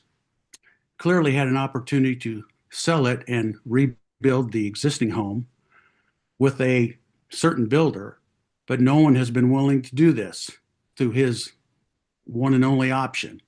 I think that should be explored, and I think it speaks volumes why it hasn't been sold. Thank you, Roy. Lastly- Your time's up. I do Okay. appreciate your comments. I'm sorry, we need to move on. I'm not trying to be rude. I appreciate it. Let's go with Rob. Can I use that exhibit 10? Sure. Can I show that? All right. Can you? Yeah. So I'm the neighbor just west of this home. Just west. Okay, sir. That's the one with the driveway. With the bad driveway. Yeah. Yeah. Give me just a moment. I don't have it on my flash drive, so I need to go to Parcel Viewer to get to it. Can you, we're going to have you on a time limit, Rob. Okay, Can you I'm gonna- start your I'll get started. conversation? He'll Yep, pull up the yeah. drive. So the home next door is 1918 brick colonial, clay tile roof, fits the neighborhood. Lots of criteria about it. You can see the photo once the slide comes up to give a current state. A quick history is that in 2018, the neighbor moved out and the house was purchased for $425,000. It was valued at probably $625 at the time. From that time until today, it has been empty. In 2019, 2020, it was gutted. And until October of 25, we've seen people go through. A lot of plans have fallen through. We've actually taken care of part of the lot, weeded it, done things because there's not been a lot of work done on the house. And then on October in 25, the construction fence went up. And then November, the plan to redevelop was permitted or applied for a permit. On the third slide is my approximation of what this thing's going to look like. Taking the architectural drawings and placing it and trying to get it to scale to what it would be next to our home. For us, we want something to happen to this lot. We want it to be redeveloped or renovated. We're tired of it being an empty home. But what we're contending is that 2-car garage with that double wide driveway next to ours is a problem. It doesn't fit in with the neighborhood. Even before I knew about the infill rules, it was a problem. So we have an issue with the infill rules. It would set a precedent that's not in character with the neighborhood. The garage itself would sit 20 feet from our home. The driveway runs parallel. Rob, you're going to catch off. Quickly, wind up. You got 10 seconds. Okay. I think all of the issues that he has stated came with the purchase in 2018. They were things that they knew that they were going to have to overcome.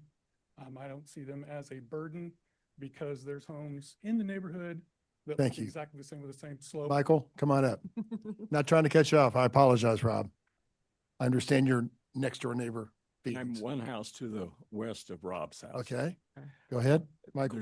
There's, has been noted, there's only 4 houses in the context area. Not a single one of them has an attached garage that's visible from 61st Street.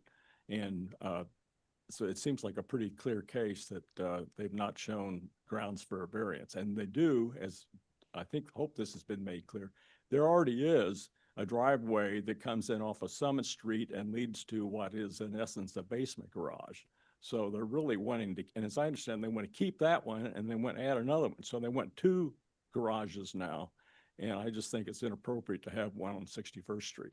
Thank you, Michael. I appreciate your testimony. Andrew. Thank you. I would add to the comments and rebut some of the evidence that Mr. Bruce provided. There is no example of a variance or exception to the infill parking garage standard in our neighborhood within the context area. There's no evolution. I've lived in the neighborhood for 10 years at 641 West First Street. 27 years, there have been 10 remodels and 1 new construction in 1993. All of those homes that were added to and the new construction complied with this garage standard. And if it was allowed, I think you would be opening the floodgates to more and more of this type of street visible front-facing garages, and it would destroy the character of this historic neighborhood. The house, I also wanted to rebut the house's dilapidated condition. We knew the neighbors, Frank and Trish Delich. Fred, they kept excellent condition of that house when it was sold. It passed every single inspection standard. It was in absolute pristine condition. The dilapidation is due entirely to the new owner's management of that property. And that's all I have to say about that. Okay, thank you, Andrew, for your testimony. Board members, further comments or questions? There's no other comments. I'll make a motion. Go ahead. On docket item 15, case, docket item 17, case 216, I move that we deny the request. Got a motion from Mr. Hayes for denial. Do I have a second? Second. Second from Ms. Otto. Please call the roll. Otto, Aye. Wright, Aye. Hayes, Aye. Meyer, Michael? Did we lose that? Aye. Okay, thank you. Sorry. Evetts. Aye. Your motion is not passed, or your request is not passed. With that, our meeting is adjourned. I'll see you in the month of March, and you will see Miss Otto in a couple weeks.